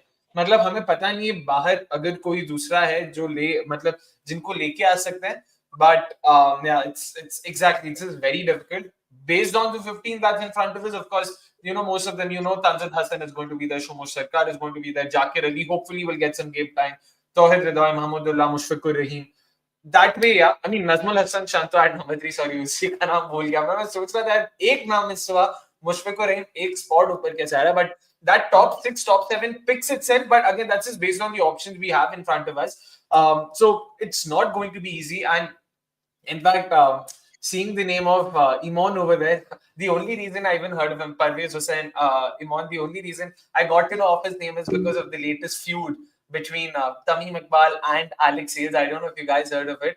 Apparently, it's pretty funny, but apparently Alex Hales went after Imon, and Tamim Iqbal, being the fielding side skipper, wanting to defend him, went after Alex Hales and had a couple of unpleasant things to say and talk about, and it was funny. But all in all, yeah, in terms of the 11, hai bhai, matlab, interesting names. Tawhid Ridoy on his day, Nahid Rana on his day, Rishad Hussain on his day. Again, Rishad Hussain excited all of us during the T20 World Cup, was fast track to the World Cup. बहुत अच्छा लगा वो देख के, but nah, यार, मतलब 2-3 नाम, I'm just looking forward to seeing those individual players and not exactly the team per se. I think it's also an indication how the pattern is being passed from one generation to the other. You don't have, like I said, Liton Das, no Shakib, of course, there's no Tamim Iqbal, there's no players who, of course, did reasonably well in the last Champions Trophy. Remember that 2017 one in England, Bangladesh made the semi-finals. So they have some affiliation in this tournament. You cast your mind back to that. But again, like Akshay said, hardly anything to see. Nick's very quickly with you in Bangladesh before we finish Afghanistan and move on to the best of the rest. Because it's such a tournament, it's a short tournament. You lose your first game, you're playing catch-up cricket. They grouped with India, Pakistan, and New Zealand. How do they even go about their business? Do you think they'll just use this tournament as just to see a little bit into the future, build to the 2027 World Cup, and take it one step at a time? I'll just exercise some caution. We've burnt our hands at the expense of Bangladesh once, so I'll just be thoda cautious there, because I think they have the bowling, as Akshay said. Nayat Rana could blow a team away on his own.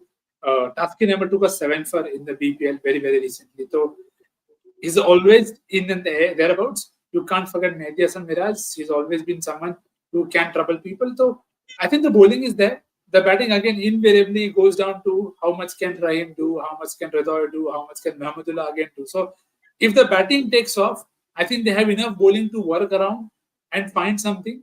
But for that, the batting has to do well. I think if the batting doesn't click, then the bowling can only do so much. So hopefully the batting will step up. If they do, it should be a cracking watch. That batting is dependent on those two brother-in-laws, in all fairness. मतलब invariably बात Mahmudullah और मुशफिकुर पे ही आ जाती है. But I actually agree with the bowling, because Tanzim Hassan, I mean, Saqib is someone I really love watching. मतलब काफी excite किया उन्होंने. We all remember that Asia Cup and the way he bowled to India, especially. So he, Taskin, Naheed, and then you add someone like a Nasoon Ahmed, again, beautiful spinner, Rishad Hussain. So bowling is genuinely sorted. I agree there, but yeah, batting is practically nowhere to be seen. I'm being harsh here, but yeah. And also, if you want to see a feud, see the feud between Tanzim and Mohammad Nawaz. Exactly. That was nothing compared to what Constance and Kohli was. This was proper send-off. I mean, I like the snowball that he got Nawaz out with, but Nawaz was not having anything of that. It was crazy. So, Bangladesh, good luck, because I know you guys have the Bangladesh Premier League happening till the 9th of Feb, and then that 11-day break. Then you take on India. Is your first game on the 20th, I think it is. So, let's see how that goes with them. I don't know if they're playing any ODI cricket just as a unit before that, maybe a couple of warm-up games or something like that, if they can pencil that in.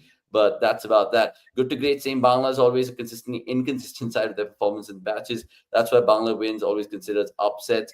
Liton Das being dropped could be political. You never know in that country. And again, I don't want to get political right now, but it is what it is. Liton Das not being the Bangladesh team is good for us. Only Singh Pava, he's always been in thorn in our team. I think that would probably be Mushfiqur more than anyone else, but again, but Thorn क्या बांग्लादेश 2007 के बाद क्या he had a great Adelaide में he had a great I know, but Rahul करना out तो खत्म बात, but ठीक है. Yeah. And Das, if I'm not wrong, has had 6 single-digit score in the last 7 games. So yeah, one BPL 100 doesn't really bring it back in his favor. Ashutosh Bajpayee saying Tanzim and Virat battle would be there no matter what. Yeah, we can see that indeed. And Path wishing it was Sri Lanka over Bangladesh, because even freaking awesome going on to say, considering the recent form, especially after the appointment of Sana Jayasuriya and the conditions, Sri Lanka would have been more good to see competing in this tournament. But it was based on that selection of the 2023 World Cup. Final team, and they, of course, are Afghanistan. The real highlights for me in this squad right now, if you look at it, is, of course, just the fact that they picked Ibrahim Zadran again. They've got, of course, Shahidi's captain. So it's that makings of that 2023 ODI World Cup. The two interesting names is, of course, Allah Ghazanfar for me. And also, there's Sadiqullah Atal, who's been having a fantastic time in terms of all three formats generally. We'll get Nikhil and Akshay's thoughts on them. And both of them are huge fans of Afghanistan cricket in one way or the other. Not to forget the other household names you can associate Afghan cricketers, Noor Ahmad, Fazal Farooqi, and the batting as well. It'll be good to see how Nabi, Omarzai, Rashid, and the experienced campaigners comes over there. Afghanistan, remember, in that other group with Australia and England and South Africa. So let's see what the Afghans could have to say in this one. Boys, let's keep it quick because there's so much to talk about in the best of the rest as well. So Afghanistan for you, Akshay. Maybe an upset or two that they can have at best, or do you think, again, why not dream big? I actually would go as far as to say that I want to take offense to what you said. Upset ko abhi main bolunga hi nahi. This is a solid 11. I mean, a solid squad that has the makings of even a title-winning squad. I don't mind. No. Too much. Arey, kya? No, kya? No. अच्छा ठीक है. Your opinion again. We can agree to disagree. That's all I'll say because I'll hold on to my thoughts. But yeah, it's exactly. Completely agree with you. Thank you so much. Good to great for echoing my sentiments, my thoughts there. But solid, yaar. Matlab, Sadiqullah Atal is sort of that missing piece, so to say, because we always were talking about how that top order with Ibrahim and then Rahmat Shah and Hashmatullah Shahidi just became very one-dimensional. They weren't being attacking enough. They weren't dynamic enough. They did not have the gears. And that's why someone like a Sadiqullah Atal with Rahmanullah Gurpal, matlab, ekdam, maza aa gaya. And then you've got someone like Rahmat Shah, Hashmatullah Shahidi, again, both of them pick themselves. Azmatullah Omarzai comes at number 5. Bowls beautifully with the new ball. We saw that BPL में इस बार भी उन्होंने अच्छा किया था ना new ball के साथ. He once again nipped out a few wickets, so that was also fantastic to watch. I'm trying to think which tournament was it. Was it BPL? Was it? There's just 3-4 T20 tournaments happening. I know. I recently. Okay, that wasn't recent. Okay, that was the. I'm trying to think which tournament. But recently उन्होंने new ball के साथ फिर से अच्छा किया था, ये तो पता है. But great to see that. And then just from there on, the way it takes on with Gulbuddin Nair, then you've got Rashid, Noor, there's Allah Ghazanfar now to add to the list, Fazal Farooqi, you've got Farid Malik. I know Farid Malik is not considered to be just as potent. वो Bangalore वाला T20 had the double super over. भाई उन्होंने ही अच्छा किया था. In fact, he taken 3 there. That comes to mind. Steady customer, not as potent as there is, but a very effective bowler in his own right, especially for this format. All in all, just it's a fairly settled 11 that's got a bunch of options in Noor, Allah Ghazanfar, and Rashid Khan. Bhai sahab, matlab कहर है भाई, एकदम कहर. And then add someone like a Fazal Farooqi. Make no mistake, the guy has been making the ball talk. He's got a fantastic Yorker. Add the left arm angle to that. I know it seems like I'm hyping them up for no reason, but I'm very excited to see them, and I really hope I get to see more of Afghanistan's bilaterals against the top 5, top 4 sides. I'm tired of Afghanistan playing Zimbabwe and thrashing them. And मतलब अच्छे teams के साथ खेलो, मुझे वो देखना है. But very settled 11 and very excited. What that 2023 ODI World Cup told us about Afghanistan is that they have a very strong opening pair in Gurbaz and Zadran. Very contrasting, but they are almost perfect for each other. But now you throw in that youngster in Atal in there who got 100, I think, in Zimbabwe in good time. He's done well in his ODI career, his test career as well, and his T20s, whatever chance he's got. And then you look at even Shahidi, Omarzai, and maybe they could play Aklil and Nabi. It's just that middle order, again, gives you great potential. So you saying something, Akshay? I mean, Atal के लिए तो मैं ज़्यादा कुछ नहीं बोलूँगा. MI Cape Town signed them as Ben Stokes replacement. And भाई जो भी बोलो, MI scouting is MI scouting. So if they think that this boy has talent. This boy has talent. Period. मतलब ज़्यादा और कुछ like I feel I should have just started with that and let it be. But yeah, he's a solid kid.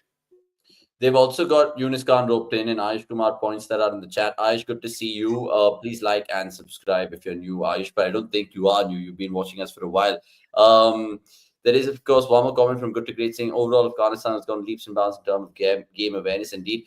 Nick's final word about Afghanistan with you. I generally feel that they can get out of their group, but it'll be a tough ask here. Let's make no mistake. Australia is strong, England is strong, and South Africa is strong.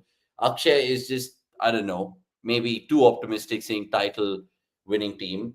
Where do you They put have them? the makings of a title winning team. I didn't say they'll win the title. Matlab, come on. You can't fault a man for being optimistic. But it's just that group which they're in, Nick. Do you think they can get out of that group of death, if you like, put it that way? My honest first thoughts were, thankfully, no Muji. Exactly. And I'm sorry, but I'm still scarred by that drop catch of Maxwell. Felt like a dolly. And again, if that tournament told you anything, it is if they get their bowling line right, they have the batting depth as well to figure a way to get to that score. I think that is something that I really like Afghanistan. We saw the Jonathan Trott scoreboard as well. That how we kept it very simple, and that is what I expect them to continue. It's very smart in their mentor allocation as well. They got in Ajay Jadeja for the World Cup, Bravo for the T21, and then they get Yunus Khan for this one. So, taking most basic boxes, yes, I think the pressure will be a bit, I feel, this time on Shahidi Rahmat and Nabi, because I'm sure Somesh will be back discussing strike rates with these two guys playing. But it tells you how they now have the mix. Now, whether they can go on and make something of it, as Akshay said, they have all the tools. Now it is about just executing really well. And again, it doesn't matter whether you have England or Australia. They've all shown signs of weakness. All you have to do, Australia lost to Pakistan at home. So again, I'm not saying they can do a Pakistan, Afghanistan, but they have the tools that can spring a surprise. So let's, again, underdog FC, bro, always. So if they make it to the knockouts, that in itself is a win. So is Afghanistan your second team in the competition, both of you all, after India? Say, you mean second favorite? No, as in the team that are backing in the competition. South Africa, third Afghanistan. अच्छा नहीं मेरे लिए first Afghanistan है second third कुछ नहीं है अपन सीधा अफगानिस्तान की तरफ बढ़ चुका है Why do you check out like 3 BHK in Kabul? No, it's good. Rates are going there very, very quick. Kandahar, especially. Sure, Kabul, Kandahar. I don't mind. खाना अच्छा है वहाँ पे भी. Avnish, he'll have to change homes very, very frequently if we keep going down that route. बहुत चलना पड़ेगा. I'm actually up for it. Have you seen the movie Kandahar with Gerard Butler in it? It's a good watch. It's a very, very good. तो नहीं बोलूँगा ठीक है, but I've seen Kabul Express. That's a much better watch. Oh yeah, Kabul Express. Oh my God, these movies have just gone by. Anyway, we've gone by in this podcast with the Champions Trophy squads. We'll move on to best of the rest. But before that, freaking awesome going on to say the biggest weakness of Afghanistan is their batting collapse. You never know when it'll come. Even if they're close to the target, you can't put money in them until they cross the line. And Good to Great saying, Avnish Pro, there is no guarantee only top teams can bat the title. The dynamics of the game has changed. I mean, I'd love to see it, but again, it's very rare that happens. Tanbir 53, I think, who's a Bangladesh fan, has pointed out that Nahid Rana, Liton Kumar, Rishad Sen got selected for the PSL in the draft going on. We'll, of course, highlight that as well. Nikhil, please stop calling Afghanistan the underdogs. Otherwise, eating your words, Brad. He's just saying underdog FC is just a point, not them in particular. But good to see all of you guys enter the chat, comment, but also like this particular video and tell us what you guys are doing for dinner on this Monday Night Live or what you're sipping on. I've got a cola kombucha if you guys are into that thing right now, but it is a good little sip. It's good. It's good. It's a good taste to it. Let's move on. Best of the rest, because there's so much to talk about, including the Vijay Hazare, the BBL, and not to forget the new BCCI secretary. Let's go.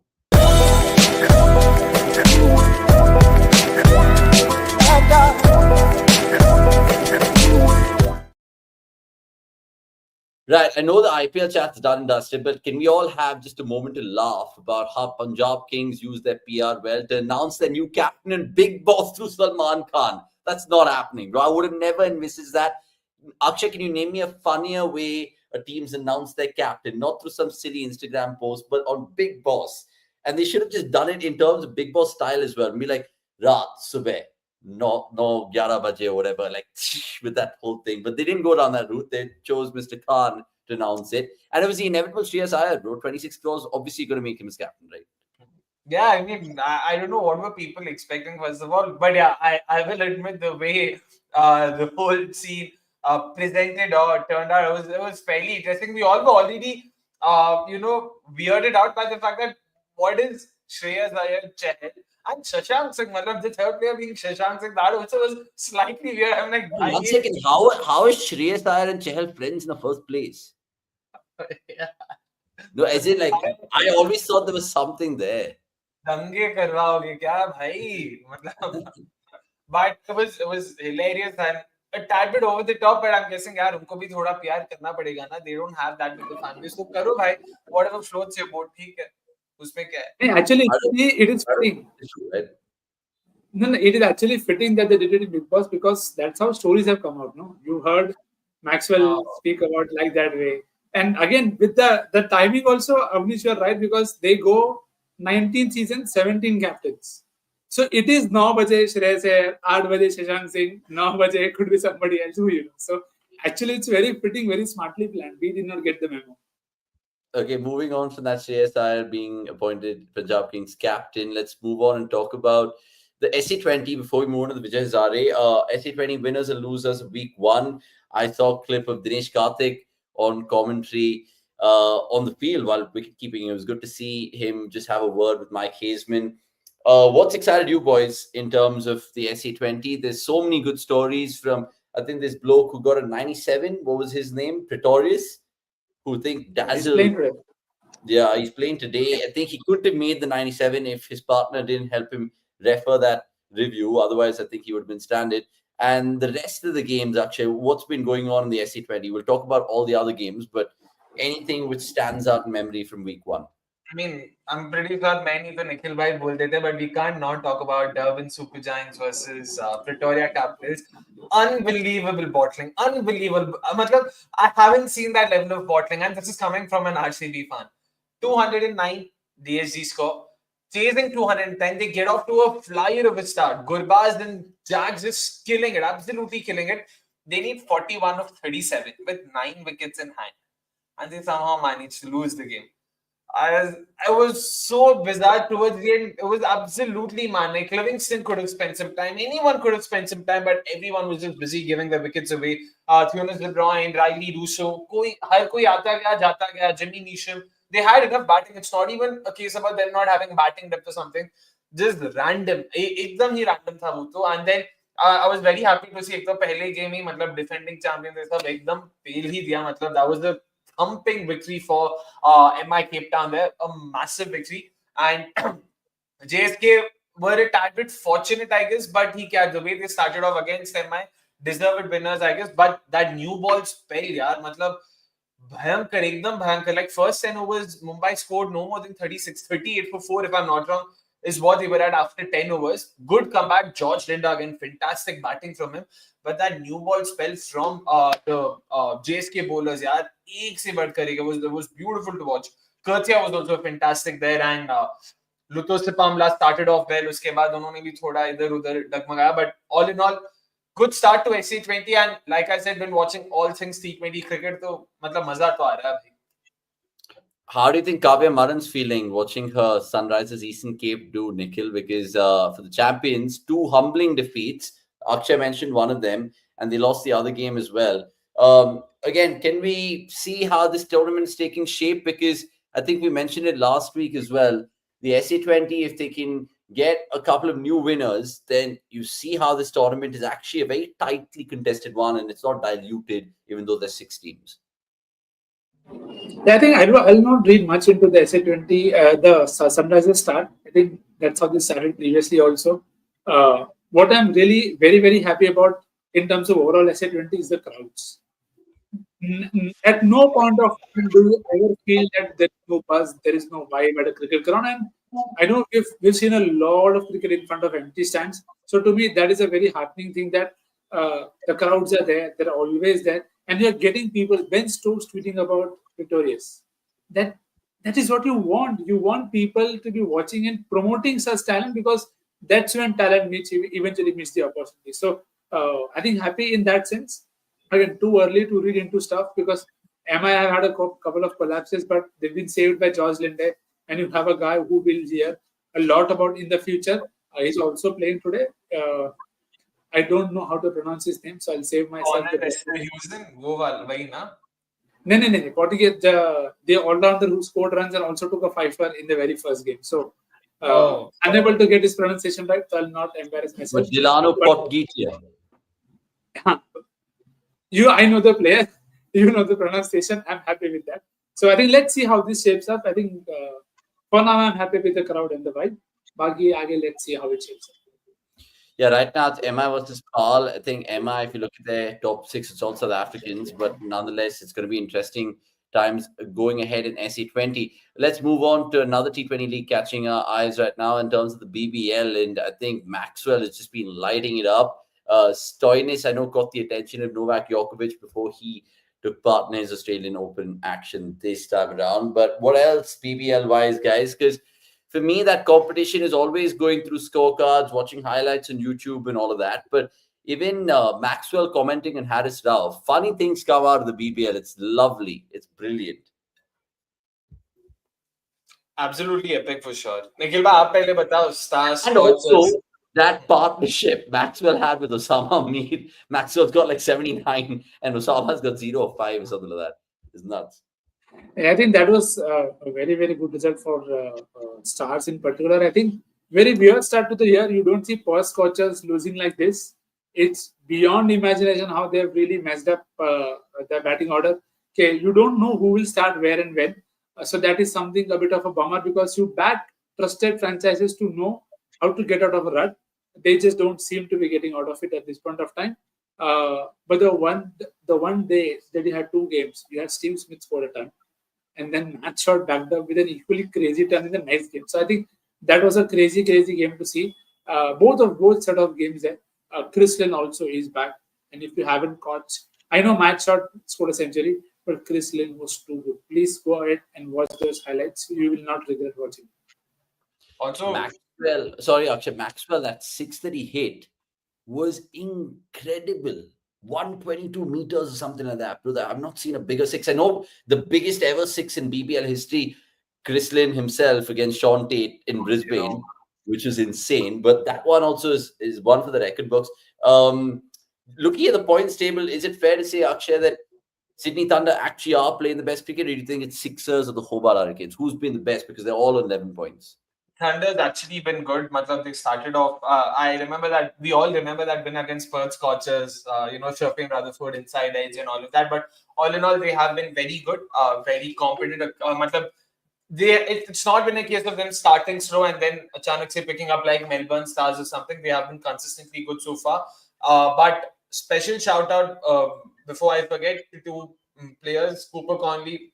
Brilliant season for him as well. Started off as a finisher. He's already batting up top. He's the highest run scorer if I'm not wrong, or the second. मजा आ गया उनको देख के. And Max Bryant यार एकदम धागा खोल दिया. Some of the shots that he's been playing, like I don't know, अचानक से ये लोग कैसे ऊपर आ जाते हैं. I just hope he doesn't go the JFM way. He's able to sustain himself. JFM has had a horror season. It's to call it a horror season is an understatement, to be honest. He's just been found out so badly that he has no answers right now. So it's sad to see, to be honest. But all in all, maza to aaya, and I would still say Sydney Thunder are rightfully at the top.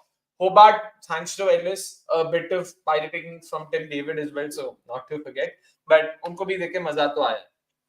Yeah, and Bethel for the Renegades, like someone said in the comments. Steve Smith's 100. Fantastic to see Steve Smith get some T20 form, and he's eyeing the 2028 LA Olympics. I think he said that in a recent press con. He got 7 sixes in that 100 in the one that he scored on Saturday night in the BBL. Go check the highlights out, indeed. What was your opinion of the closed stadium that they're playing in the BBL? How good it is if the stadium were closed? I mean, they haven't done that for the first time in Australia. Even if you look back at that 2002 series, I think, Australia, South Africa, they played it in the Telodrome, and that was, again, within, just a closed roof, so to speak. BBL done and dusted. Want to quickly speak about the Vijay Hazare lads, because semi-final action starts very, very soon. Haryana Karnataka in that first semi-final. I think, what is the second semi-final? I think it is Vidarbha Maharashtra. It is, which on the 16th, and then the finals on the 18th. All games in Vadodara, by the way. Let's just have our appreciation for Karun Nair and even Mayank Agarwal, who've just been absolutely killing it for Karnataka. Akshay, have you got any of the highlights of any of the games? Because even if you talk about Devdutt Padikkal, he's been having a good run up in this particular tournament as well, and it kind of bodes well again from an RCB point of view. Yeah, I mean, haven't really watched any of the games live or anything. Thoda bahut highlights dekha, but Karun Nair, man, he's been hogging all the limelight, and rightfully so. It's always heartwarming to see players making comebacks, because Karun Nair had almost become a what if. कि भाई मतलब कहाँ पे था, IPL captaincy मिल गई थी, Test triple century and whatnot, and now he's nowhere to be seen. And now all of a sudden, he's sort of risen up. You know what amazes me? Just like 664 as an average, like even though it's all not outs, like what, 5 not outs in his 6 innings, and 163 is his highest score and stuff. That is mad. And that too, 120 wala strike rate. I know people say, 50 over format has become like pretty much the easiest format, but still for him to do that is ridiculous. भाई easy बोलो जो बोलो, 500 ball में से एक ही बार out होना मजाक नहीं है भाई. 500 बॉल गली क्रिकेट में खेलना मजाक नहीं है. तुम प्रॉपर वाइट बॉल क्रिकेट की बात करो. It's no joke whatsoever. Very happy to see him do that. I wouldn't mind seeing him coming back to the India setup in some shape or form. Maybe not directly at the Champions Trophy, but जो भी bilateral series वगैरह होंगे. I mean, he's not old at all. Age is still on his side very much. Okay, not very much. ठीक है, time तो है उनके पास. So I hope he gets a lot more chances there. In at least one format, if not more. Devdutt Padikkal, if you thought an average of 664 in the season is mad, Devdutt Padikkal has an average of 82 in his listed career. मतलब मजाक चल रहा है क्या? The guy he's been killing in this format since the beginning. Even his last 6 Vijay Hazare knocks include 4 tons and 2 90s. He's not too far behind that way. With I mean, if you want to compare it to Karun Nair, so fantastic from him as well. Very good to see. And this is something I've always said, which is why I felt it's not so much a technique issue with Padikkal, because domestic circuit may be it Ranji Trophy, be it Vijay Hazare Trophy, or be it even Smart, he's always been consistently getting those numbers. It was always about him playing at the right spot. And that's why once again, मतलब बिनती है भाई, number 3 पे उसको मत खिलाओ. उसका role है पावर प्ले में खेलना. उसको उसका रोल दे दो वापस. वो he should be able to figure the rest out. But very happy to see that. Prabhsimran Singh has also been amongst the runs. Arshdeep Singh का भी मैंने 1-2 clips देखा. बहुत मजा आया भाई. मतलब मस्त wickets ले रहे हैं left, right and center. But yeah, haven't really seen a lot of matches live because there's too much international cricket and other T20 leagues. मतलब कहीं ना कहीं कुछ तो छूटना ही था. Unfortunately, this was the case for me. Yeah, you look at that other result, Nick. I mean, I think Haryana snuck past Gujarat. It was in a very low-scoring game. So it just makes you think about how the winners could shape up, whether it's Karnataka and whether they've had a brilliant run or someone can stop them. Your highlight from Vijay Hazare this week, I mean, is there any stand-up performance? It's good to see Arshdeep and Varon Chakravarti is the leading wicket takers in this competition, given the Champions Trophy score announcement as well. Any other positives we failed to miss out? Point out? I think we can definitely speak or just appreciate how good Mukesh Chaudhary has been with the new ball.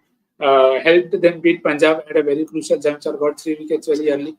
Arshin Kulkarni on debut scored a stun. That is, again, we've all had our thoughts on him playing the IPL and how he went about it. But again, listed cricket is still not the easiest format to crack. I know a lot of people find it very easy.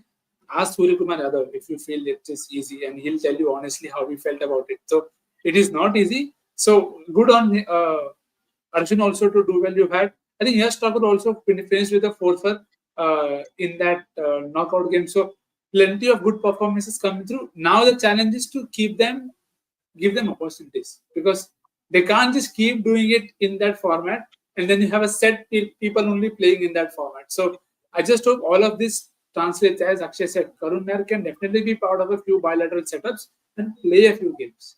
There is enough time and you are not thinking long term any which ways. And again, Karun Nair will still not be that long term fix for you, but 27th tak bhi you can do your job. So as you said at the start of the show, put him at 4 if you want to, but give them opportunities, pick them. But otherwise, don't come and say, "Okay, please play domestic cricket," because you have to reward performances then. Yeah, because it has to be that where you actually back it up what you say. Gabir also, when he took the job, like I said the Vijay Hazare is a perfect ornament for players to get into the ODI team. So, look, just a couple of things to finish off with Indian cricket, and then we'll talk about quickly the ILT20 as well. Two things. Happy retirement, Varon Aaron. I know we've met you all recently in an episode of Unwind. We had a great time interviewing you all. That's there, of course, available on the YouTube podcast. Go check that out. He's played a lot of Vijay Hazare Trophy in his life, and God bless him in his second innings. So that's Varon Aaron news done and dusted. The second bit of information that I wanted to let go of was the BCCI new man in chief. I mean, the treasurer and the secretary was replaced. Before it used to be Jay Shah as the secretary, and then Ashish Sherrill is the treasurer. Now they've got a man who's been very, very famous in Assamese cricket, and I think he's played cricket. He's done his law. And all the best with him. I mean, how big a job is that for someone like him, Akshay? Imagine you're getting Jay Shah's job.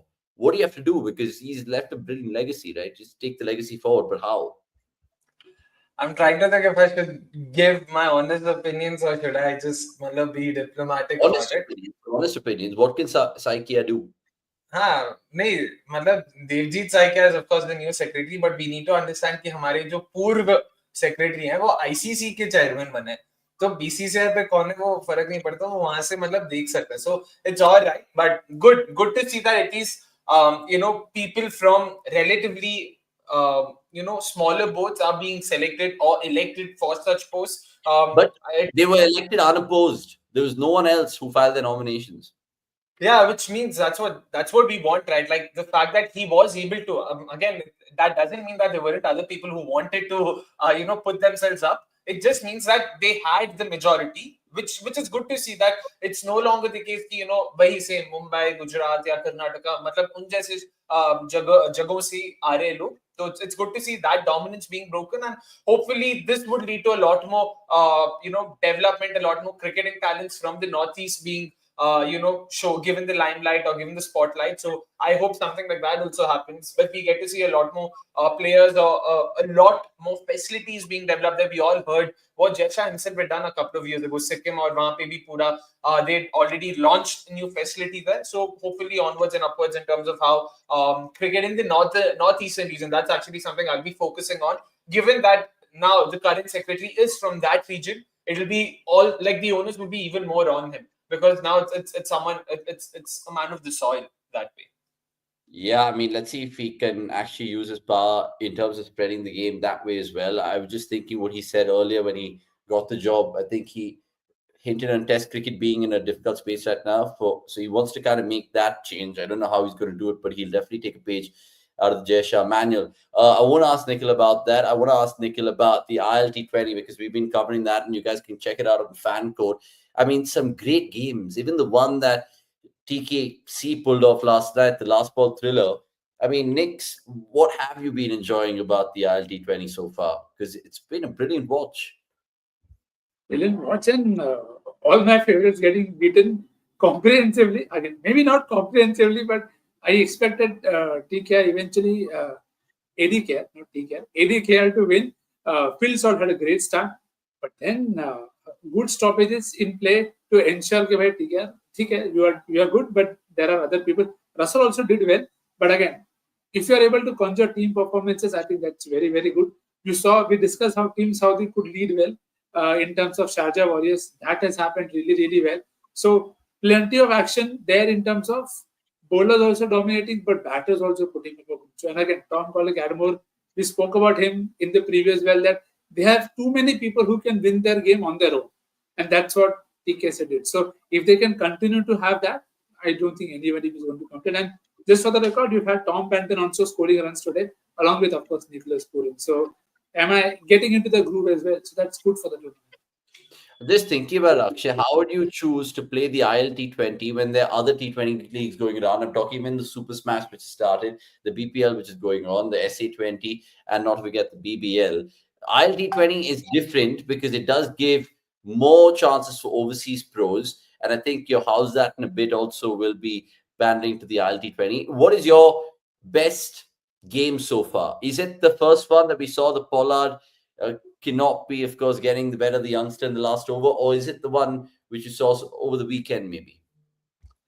Both. But firstly, how do players choose one over the other? Right? Paisa bolta hai, paisa. The fact, like, that's probably the one thing I want all tournaments to be a bit more just But this is transparent the about. only But this is the only league which has that 9-2 sort of combination, right? yeah, 9 to combination, of course. That helps, which means there'll be a lot more options or a lot more chances available, opportunities available for overseas players. That would also be a rule. But secondly, in terms of my favorite match, यार मतलब I'll have to pick the first one because यार last one में अयान खान बुरा लगा यार एक तो 20th over तुम मुझसे डिफेंड मत कराओ यार बंदा छोटा है यार 19 साल का है I just wish but even then he did a fairly good job of trying to defend it against TKC but there's only so much you can do there that first game I'll still not forget bhai an informed Nicholas Pooran 35 ball 16 not out 14 needed of 16 and they've lost the game 14 needed of 16 from there Dubai Capital somehow managed to take it to 12 or 4. So if one Capital's franchise bottles it up, the other Capital's franchise somehow manages to snatch victory from the jaws of defeat. But just extremely happy because the name I'd mentioned, Farhan Khan. So happy to see him first of all make his debut. I was surprised कि debut दे दिया था वहाँ पे काफी अच्छा ball डाला उन्होंने. He's by the way an all-rounder. Batting maybe he didn't play a big role. बस एकदम end में आए थे but he tongs. He's known for his big hitting abilities. एक मेरे से गलती हुई थी. I was actually trying to describe another player. I wanted to talk about Ibrar Ahmed and Farhan Khan, but I interchanged my descriptions. Ibrar Ahmed is the one with the slingy action, another quickie. He's with ADKR. Farhan Akhtar, beautiful action, excellent run up, very smooth release. And of course, he got a wicket as well. And the way he defended against Kylin Pollard, यार मतलब मजा आ गया देख के. You said Farhan Akhtar. Farhan Khan, you mean? Khan नहीं बोला ना अख्तर कहाँ बोला. You said Farhan Akhtar.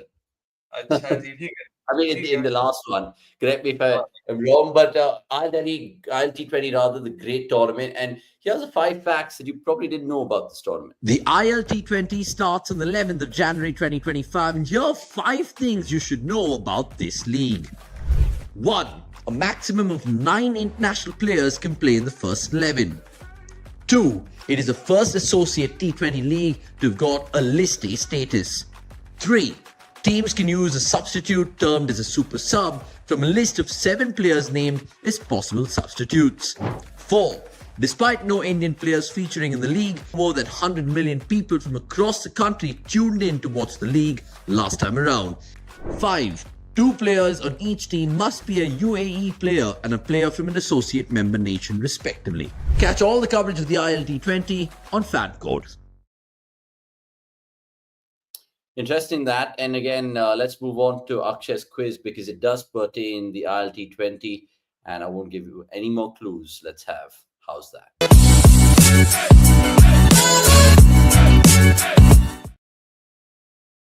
Right, this is the time where I just kind of meander to the loo for a quick piss and Akshay takes you through the quiz. So Akshay, first and foremost, Bhupesh apparently has won the tournament or the quiz last time around. Take it away and I can take my leave. So first, let's of course have the question out. Last week's How's That, of course. There we go. Harbhajan Singh holds a test record for bowling the most number of overs in a calendar year when he bowled a whopping 705 overs in 2008. Among spacers, ID which Indian holds the test record for the same?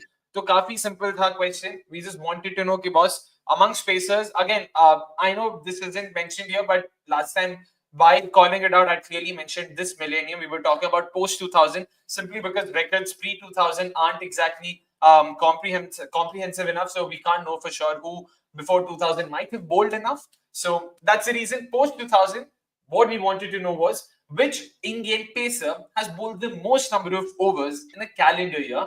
The right answer, of course, is Ishant Sharma, who bowled about 500 overs in 2011.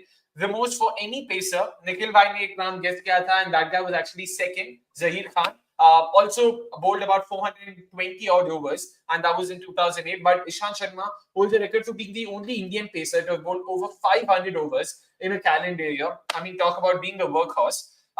Bhupesh is the lucky winner. A lot of you got it right, but like always, there's only one lucky winner. Congratulations, Bhupesh, for getting it right. Do get in touch with us on Twitter. Our social media team will do the rest. This time around थोड़ा IL-T20 के flavor में रखा है क्योंकि इतने सारे franchise leagues हो रहे हैं. We thought why not pick one? There we go. These are the countries represented in IL-T20. By that, what I mean is this is the list of countries जिनके players ये league खेल चुके हैं या खेल रहे हैं. Afghanistan, Australia, England, India, Ireland, Italy, Malaysia, Namibia, Nepal, Netherlands, New Zealand, Oman, Pakistan, Scotland, South Africa, Sri Lanka, USA, West Indies, and Zimbabwe. I don't know if I managed to say that out in a single breath, but it's a list of about 19 odd countries, except there's the wrong answer lurking in that list. So what I want you guys to identify is the odd one out. So there are 19 countries, while in reality only 18 countries or players from 18 different countries have represented or have played the IL-T20. What I want to know is which is the one wrong country or incorrect country mentioned in this list. Like always, please wait for the live stream to end and do not key in your answers in the live chat. Just make sure the live stream ends and wait for it to end. And in the main comment section is where you enter your answers in order to stay eligible to win yourself a cool 500 rupee Amazon voucher. So yeah, देखते हैं क्या होता है वहाँ पे किसको सही जवाब मिलता है because lot of countries, lot of associate nations that have played in the IL-T20, so it'll be interesting who gets it right. I'll give you a clue. If you guys want to know the answer, go check out our IL-T20 preview that we did, 3 of us, 2-3 days ago. You could get the answer there around the 30th minute mark. So quickly go like that video, and then maybe you guys can comment later on to win the $500 prize. Let's move on. ज़्यादा scroll करके जाना सीधा please because it helps us with watch time. Not directly like बताए नहीं तो पूरा बताते हैं, help भी करते हैं. But yeah, sure. But just go quickly, give that video a like. It's very important for the success of this channel. The IL-T20, just lock it on as well. And I know people are heckling fan code in the comments, but name me a better sort of cricket channel where it gives you such a low subscription fee for the game or the series. It's always good. I mean, it's quick. You have the GPay availability options where it's not as hectic as anything else. Right. It's time for us. Fan code. Sorry, before we go ahead. जो कहीं नहीं दिखता वो fan code में दिख जाता है, and that's the best part about it. Like the most mundane series, the most unheard of series, you'll find it on fan code. That's pretty much how actually I first experienced fan code or encountered fan code.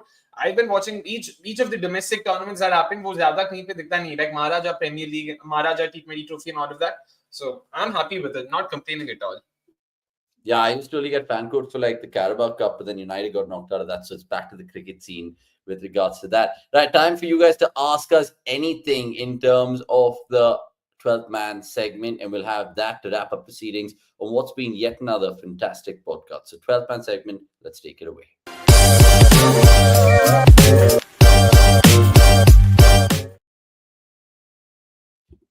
Who watches IL-T20? I watch BPL. Who watches BPL, bro? Get out of here. Honest to God. I've seen the BPL once, the strangest ever run out. I think Andre Russell it was, where it hit one stump at the striker's end and then it ricocheted off the non-striker stump. And some mad fights as well, like Nick's mentioned before, the one with Tanzim and who was it? Mohammed Nawaz.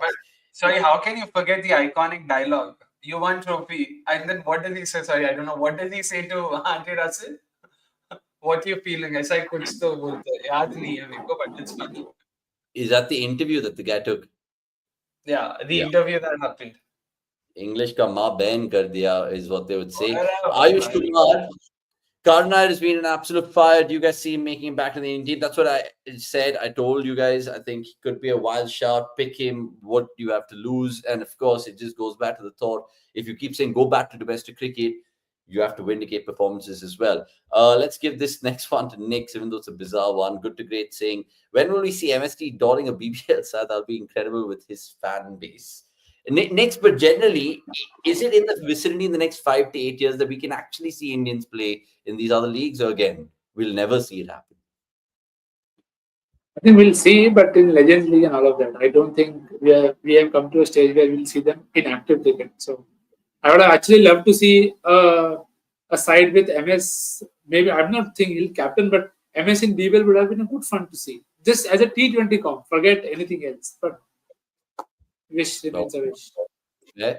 Pava saying SAT20 team jerseys are better looking than IPL team jerseys. Do you agree? Akshay, aesthetics time here. Fashion police. Blue छोड़ के कुछ नया लाओ तो agree होता है. जो एक ब्लू छोड़ के जर्सी है वो ये दोनों को नहीं पसंद, तो इनको कुछ का फायदा नहीं. और आप ऑरेंज तो बता मत यार, कम ऑन. लाइक ठीक है, I'll it is get it. better. I'm getting it tomorrow. I'll show you in the next 10 minutes. Fair, Which is the all best? right. Which is the best SC20 jersey according to you all? I like Pal Royals. I really like that color. It's much better than Rajasthan Royals for some reason. They don't use the exact same design. But one thing I would say, SA20 team jerseys, even if they were wearing the exact same one, like say Sunrisers Eastern Cape have done, because of the overall aesthetics, the way the ground looks, the crowd, the clarity, the broadcast, it just looks better. Yeah, it just looks better. So I feel that also adds to it. Okay, I would probably just be siding with Pal Royals. I don't know. Pink just brings out so much more. So that's my opinion over there. Remember, the 12th man segment is for you guys to get in all your questions and for us to take the ones that we missed earlier in the podcast. We had some good ones earlier. We'll reflect those as well. Like Dheeraj Arya had this one, guys. Indian Express and few other presses reported Champions Trophy will be Rohit Sharma's last international assignment. What's your thought on that? I mean, we speculated that could he play the 2027 ODI World Cup? Again, wishful thinking from a Rohit Sharma fan perspective. But even if he has a blinder for tournament, because it's the format that he's loved the most, Nix, can he actually potentially elongate his ODI career? Or do you think he'll retire on a high, no matter what the result is for India in this competition?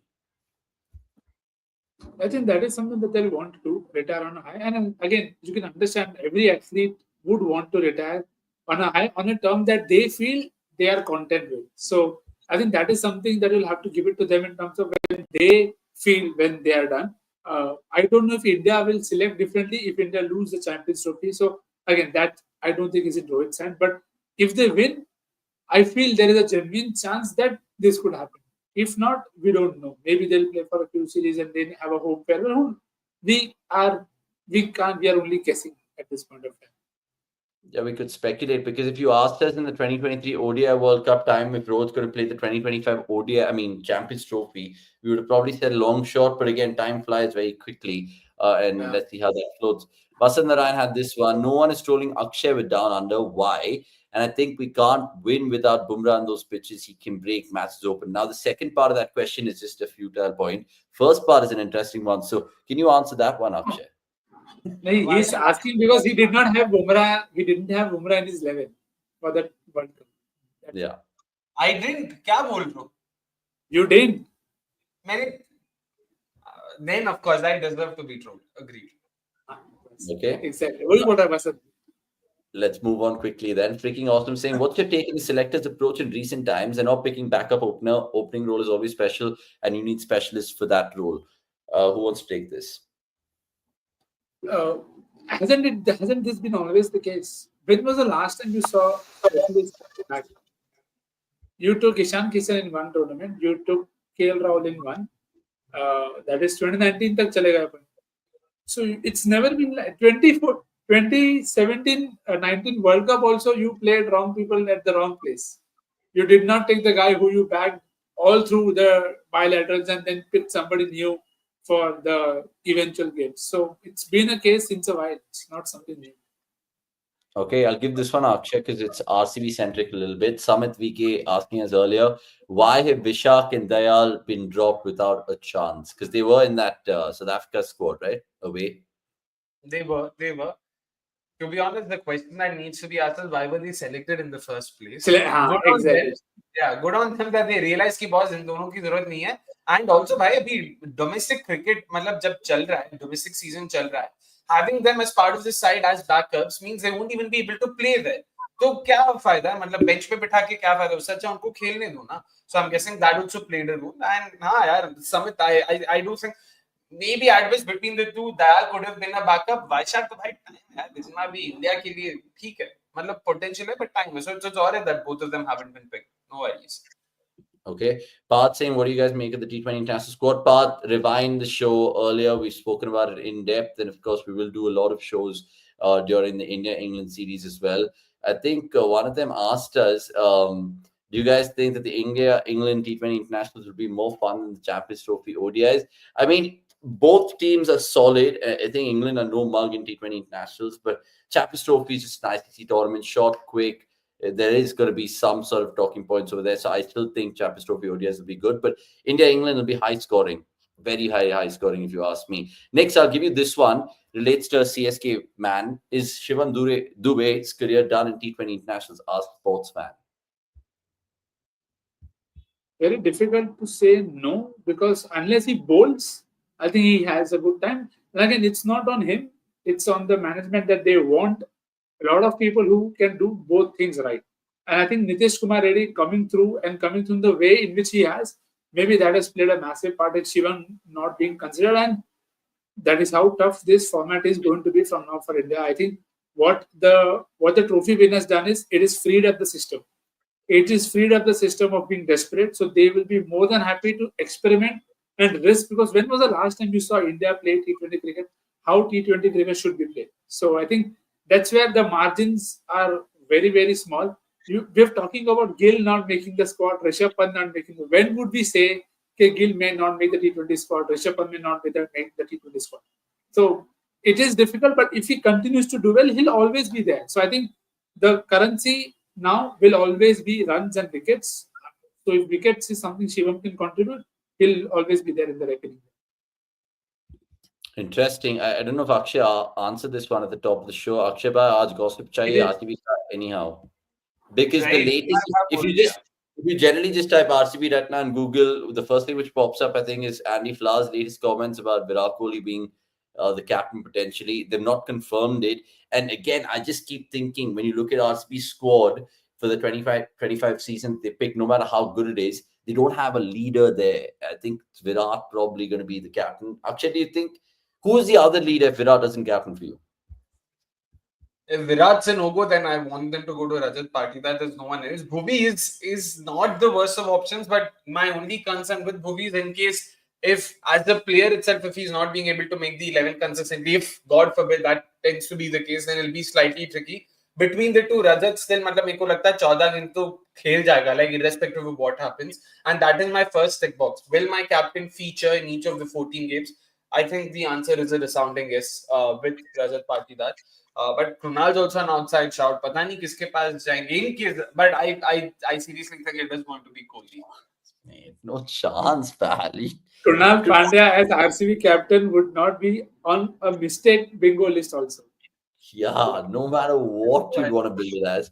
अगर RCB कर दे तो पता है ना clip क्या करना है. Episode 62, time code 1 minute, 1 hour 57 minutes 11 seconds. Never happening. But anyway, Path has just been firing the stat throughout, saying since 2018, KL has the worst test average of 27 among all pure batters in the world.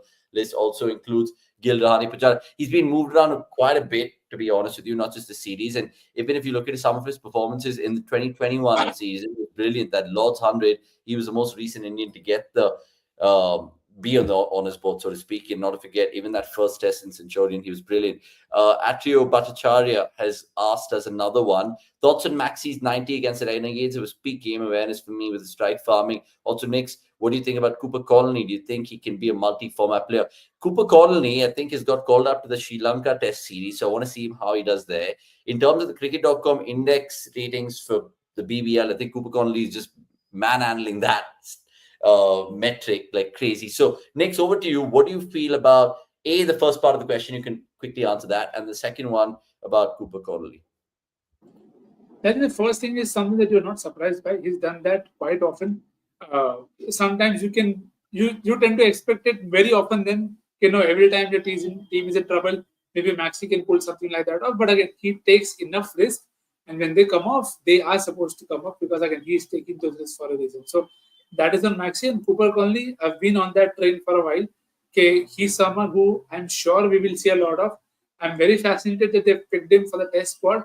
And Smith has also found him interesting. And I know different people have different metrics, but if someone like a Steve Smith is helping, okay, I want somebody like him, you could see the difference in his bowling if you want to go back and watch today itself. You see how Aston Agar bowled, and you see how Cooper Connolly bowled. Very, very good options that you can try in your teams in terms of variety. I think Matt Kuhneman is also there in the squad, but he could have a different value with Cooper Connolly. So he could be the Jadeja to your, he could be the Akshar Patel to your Jadeja, so to speak, to put a parallel out there. So I think he has a bright future. Maybe shorter formats for now. Again, or like Jaiswal, T20 and Test cricket in sub-point. That could be fun. I like that comparison and I like that analogy in terms of how you compare it in terms of Cooper currently, but I want to see him how he goes in that Sri Lanka Test series for him to really tap his authority as an Australian player, not just a big BBL flash in the pan, if I have to put it that way. Final question of the day, and we'll wrap up proceedings because it's almost been a 2-hour long Monday Night Live.